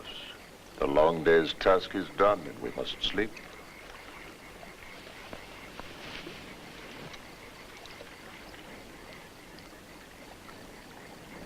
That you depart here safe does pay your labor richly. Go!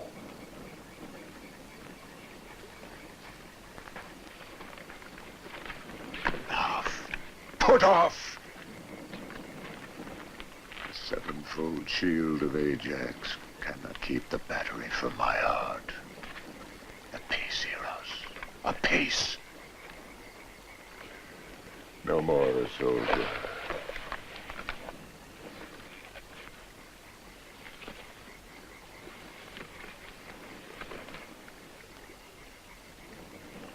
Stay a while.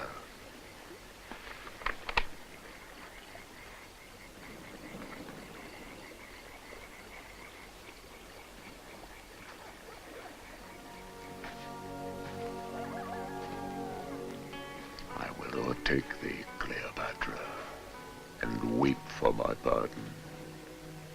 So it must be. For now all life is torture, since the torch is out. Lie down and stray no further. All is done.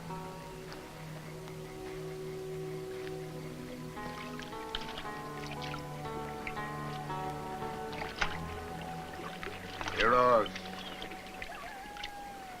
I come, my queen. Eros. Stay for me. Where souls do couch on flowers, we'll hand in hand, and with our sprightly sport make the ghosts gaze.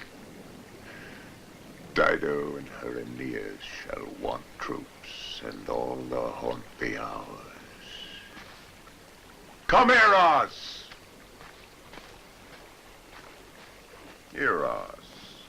What would my lord?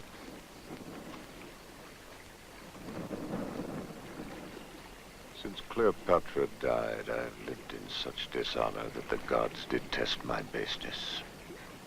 I, that with my sword quartered the world, and o'er green Neptune's back with ships made cities, to condemn myself to lack the courage of a woman.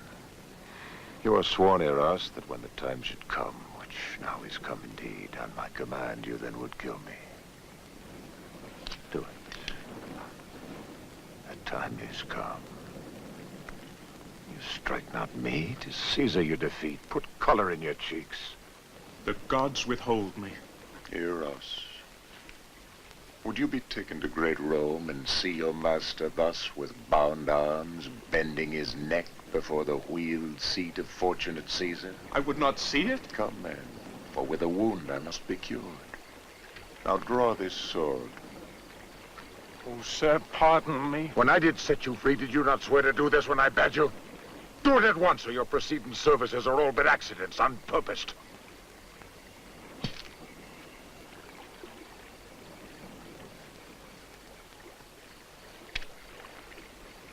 Draw and come.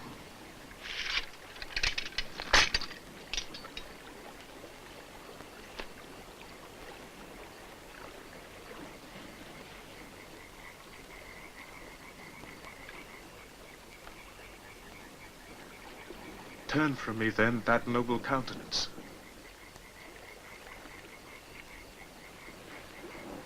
So?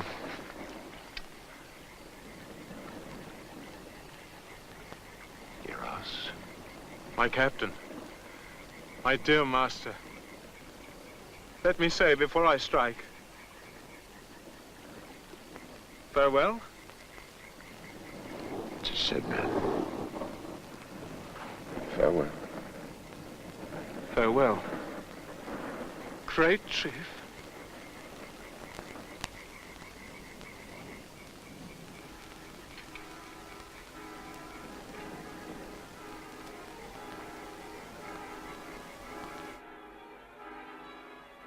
Shall I strike? Oh.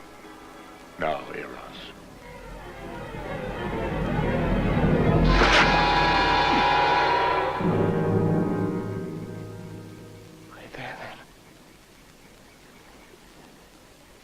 Thus do I escape the sorrow of Antony's death.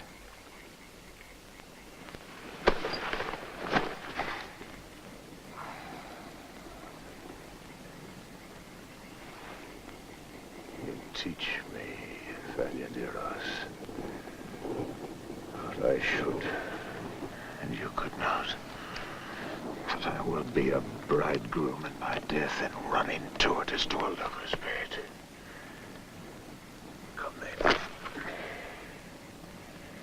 And Eros, your Bastardize your scholar.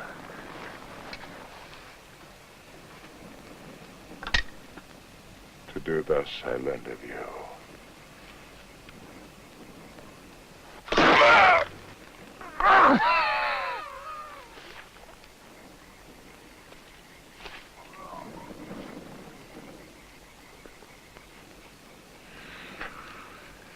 Not dead.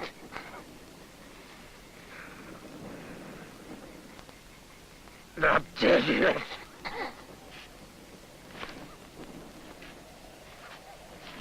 Not dead yet.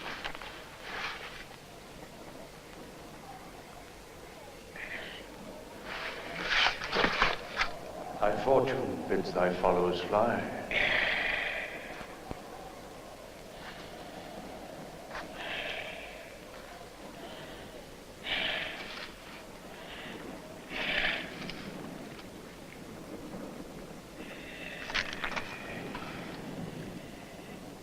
Are you there, then?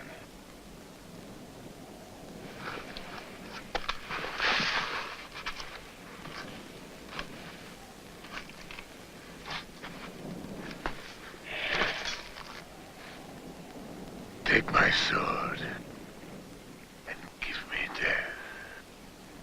Most absolute Lord, Cleopatra sent me to thee. When did she send you?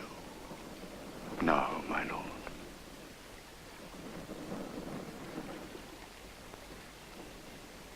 Where is she? Locked in her monument.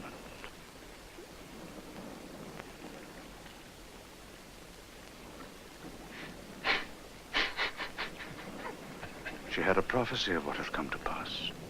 Fearing since how it might work, hath sent me to proclaim the truth. But I am come too late.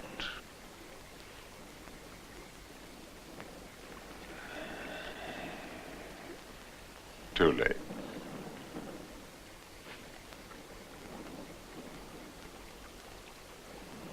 Our star is fallen, sir.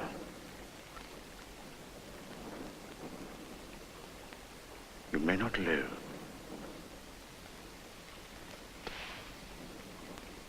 Alas.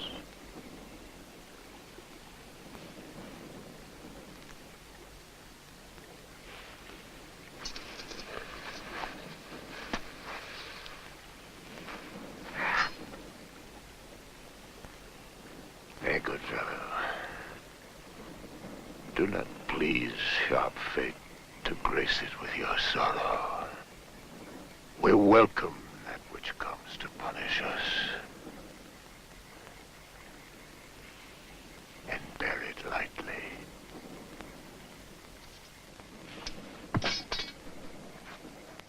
You have my thanks for all.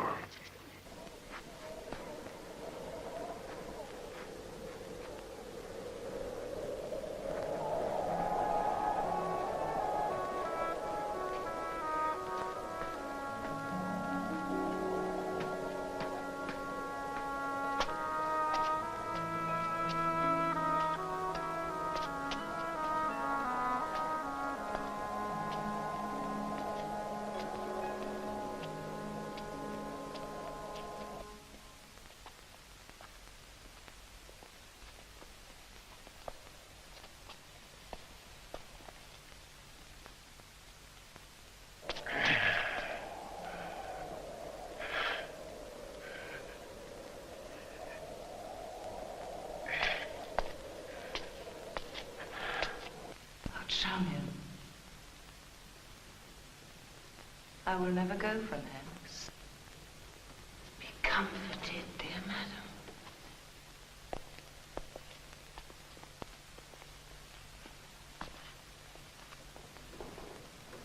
I will not.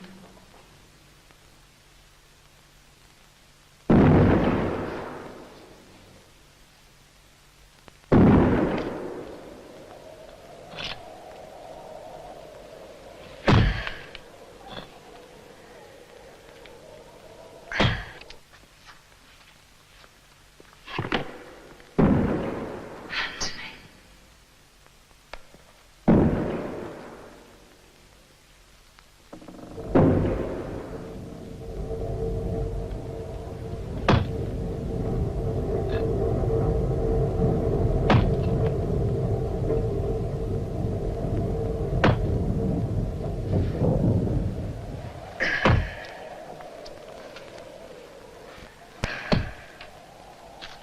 Oh, Antony.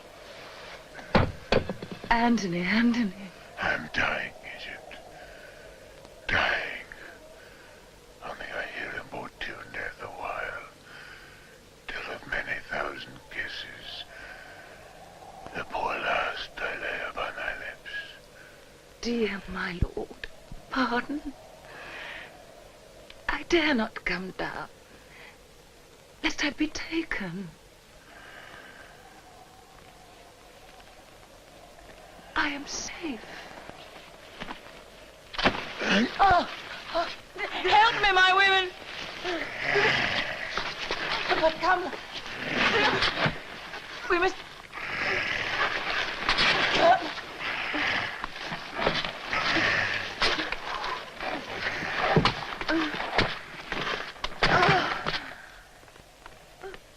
And welcome, welcome.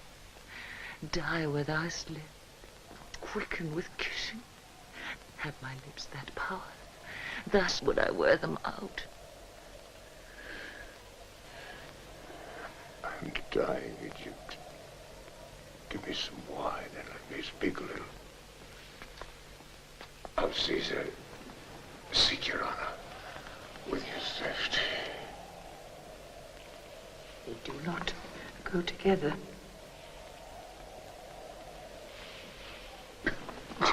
Gentle, hear me. None about Caesar trust, but Proculius. My resolution in my hands I'll trust, none about Caesar.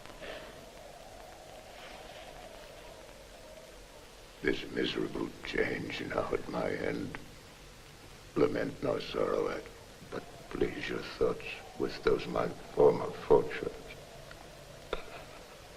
wherein I lived the greatest prince in the world, the noblest, and do now not basely die, not cowardly put off my helmet to my countrymen. No one but Antony did conquer Antony.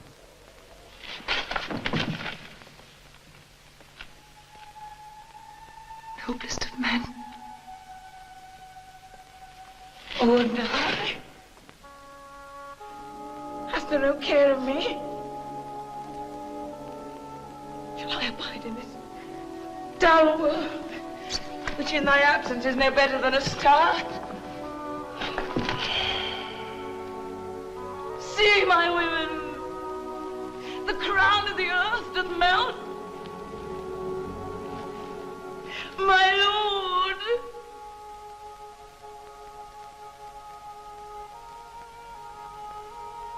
withered is the garland of the wall. The soldier's pole is fallen. Young boys and girls are level now with men. The odds is gone.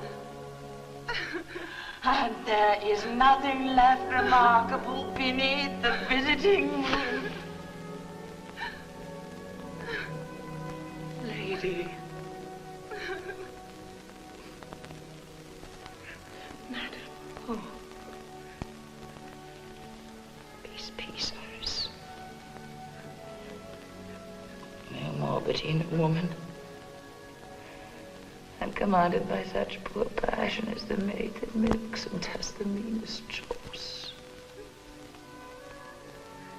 It were for me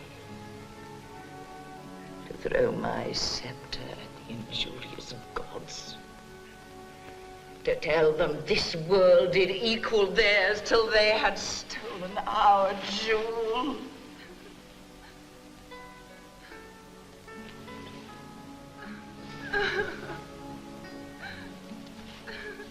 Our women were in love.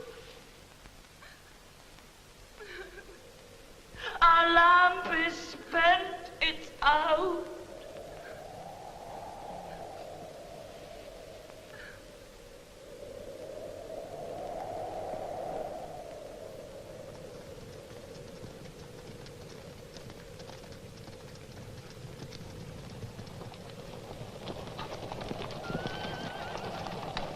Wherefore is that?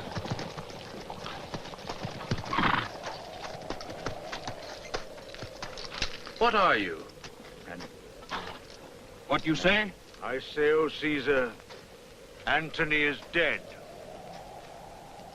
The breaking of so great a thing would make a greater crack. The round world would have shook lions into civil streets and citizens to their dens. He is dead, Caesar, by that same hand that writ his honor in the acts it did. This is his sword. Behold his blood.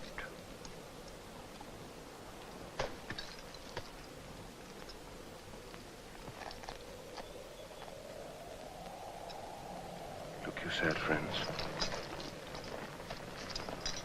The gods rebuke me. But it is tidings to wash the eyes of kings. Caesar is touched. When such a spacious mirror is set before him, he needs must see himself. Oh, Antony.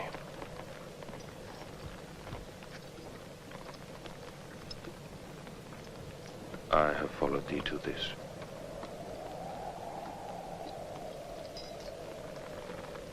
We could not stool together in the whole world. Whence are you? Poor Egyptian yet? Queen Cleopatra can find in all she has her monument. Of thy intents desires instructions. She soon shall know. Proculus?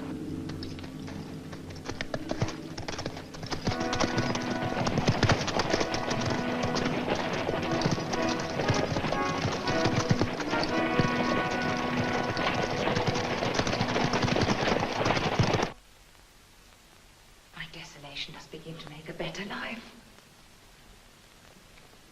'Tis paltry to be Caesar. Not being fortune, he's but fortune's knave. Caesar sends greetings to the Queen of Egypt. He bids you study on what fair demands you mean to have him grant you. If your master would have a queen, his beggar, you must tell him I beg a kingdom. This I'll report, dear lady. Have comfort. For I know your plight is pitied of him that caused it. Yeah.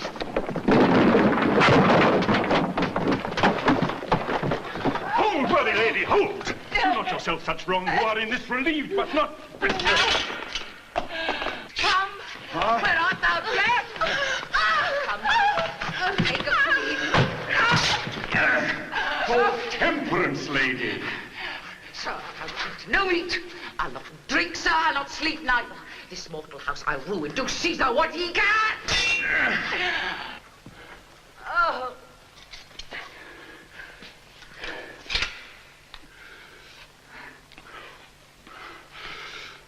To Caesar, I shall speak what you will please. I would die. Most noble Empress, you have heard of me. I cannot tell. Assuredly you know me. What's your name? My name is Proculus.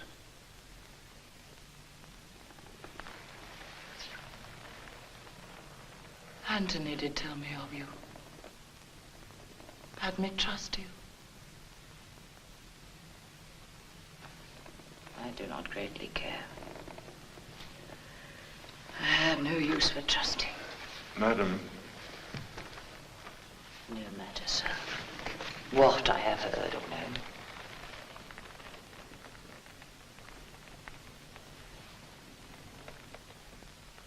I dreamt there was an emperor, Antony. Oh, such another sleep. That I might see but such another man.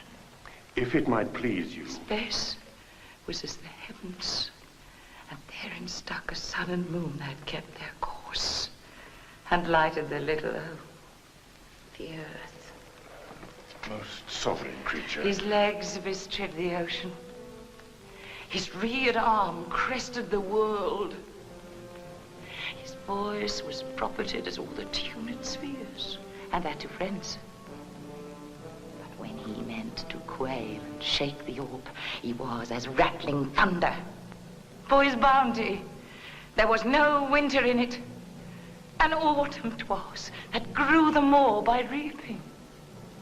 In his livery walked crowns and crownets, realms and islands, were his plates dropped from his pocket. Cleopatra.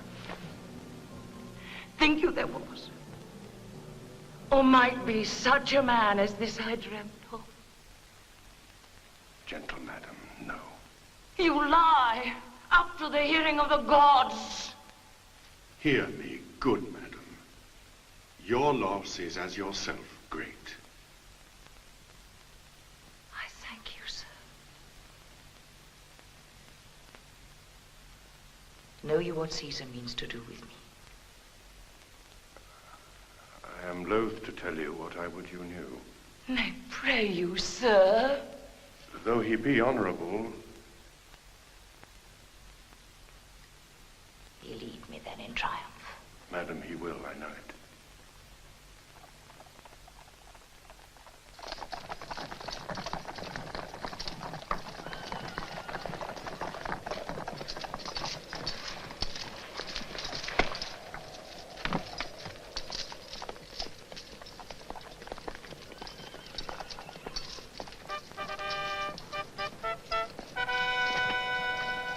It is the Emperor, madam.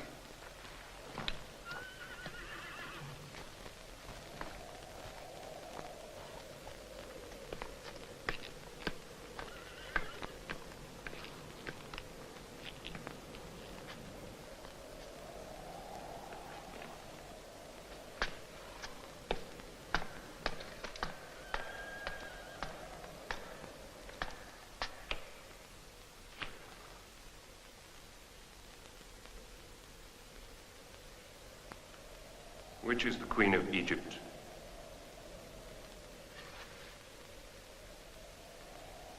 Arise, you shall not kneel.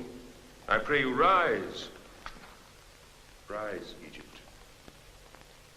Sir, the gods will have it thus.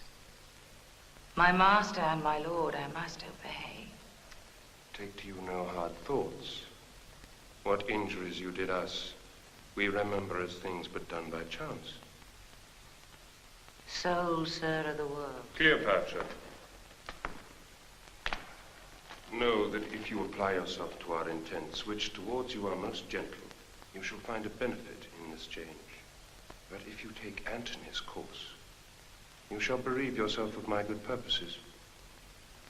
I'll take my leave. And may through all the world 'tis yours, and we your signs of conquest shall hang in what place you please. No, dear Queen.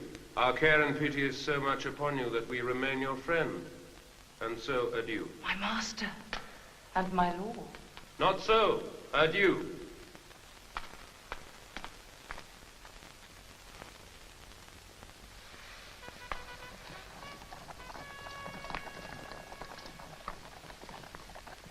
He words me, girls.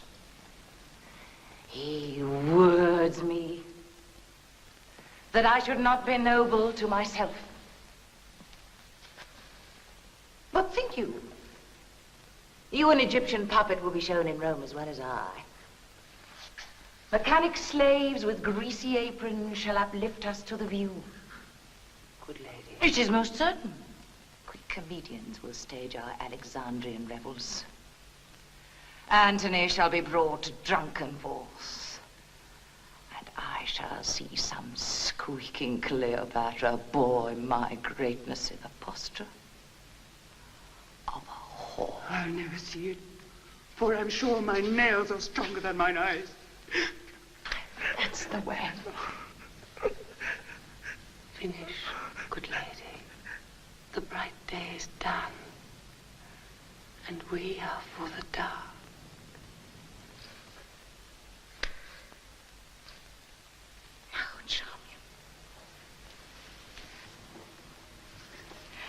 Show me my women like a queen. Go fetch my best attires.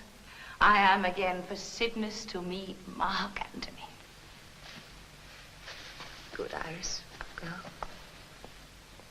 And when thou hast done this too, I'll give thee leave to play till doomsday. Bring our crown and all.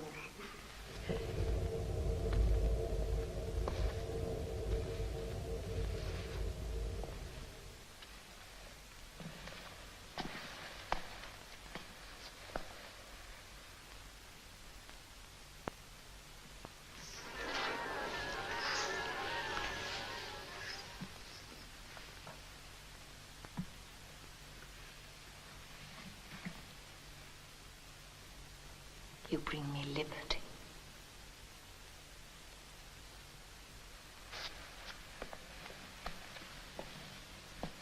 My resolution's placed.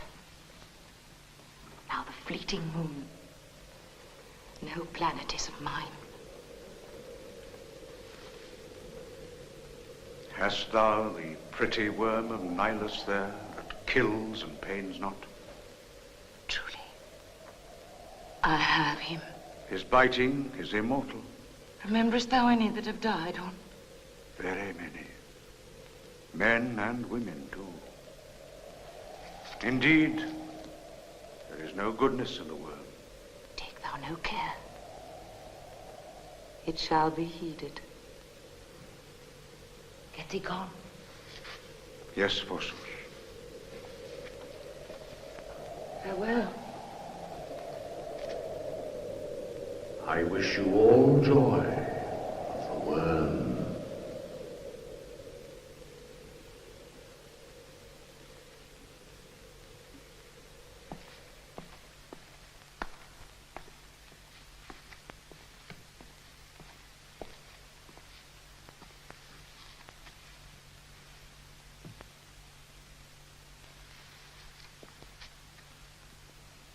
Give me my robe. Put on my crown. I have immortal longings in me. Now no more the juice of Egypt's grape shall moist this lip. Methinks I hear Antony call. I see him rouse himself to praise my noble act. I hear him mark the luck of Caesar, which the gods give men to excuse their after-wrath.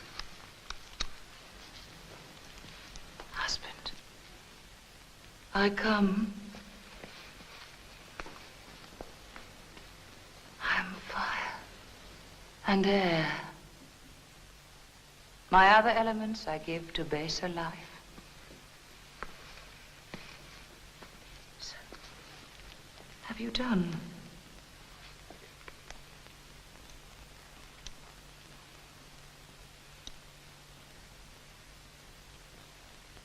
Come then.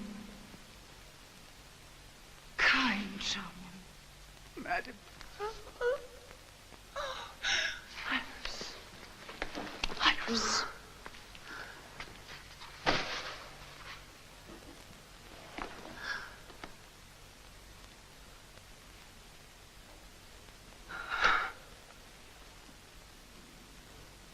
Dost thou lie still? Thou tells the world it is not worth leave taking.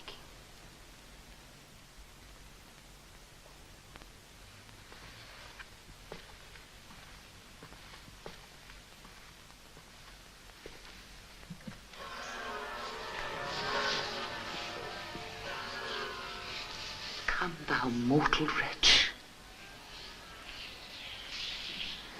With thy sharp teeth, this knot intrinsicate of life at once untie.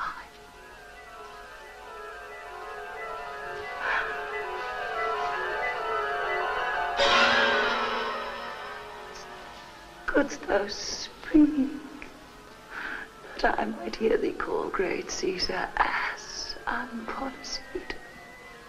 O eastern star, peace, peace.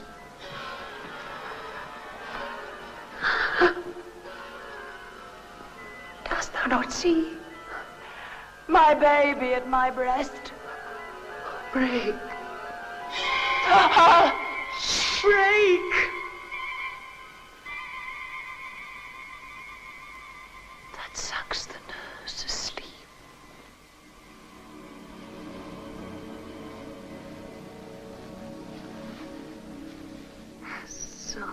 his hair. Sweet as balm. As gentle.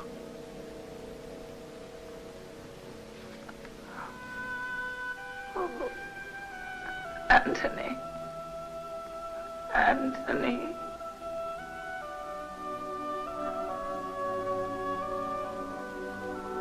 What should I stay? In this vile world? Now boast thee, death. In thy possession lies a lass unparalleled. Thy crown's awry. I'll mend it.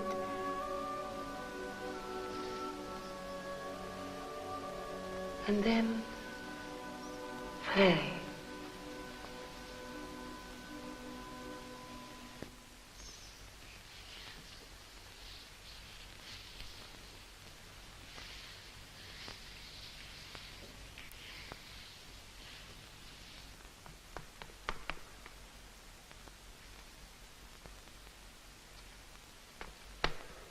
Where is the Queen? Speak softly. Wake her not. Caesar hath sent... Too slow, messenger.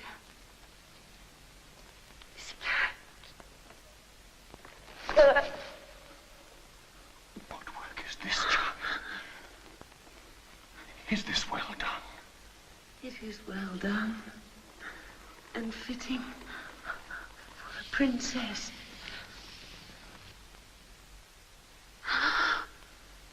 Oh.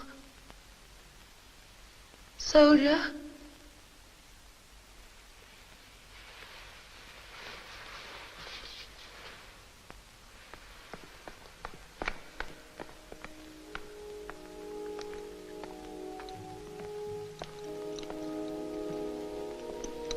Sir, you are too sure an augurer.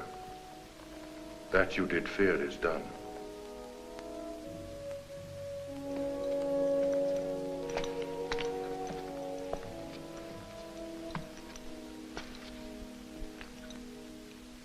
Bravest to the last, she levelled at our purpose in being royal, took her own way. She looks like sleep.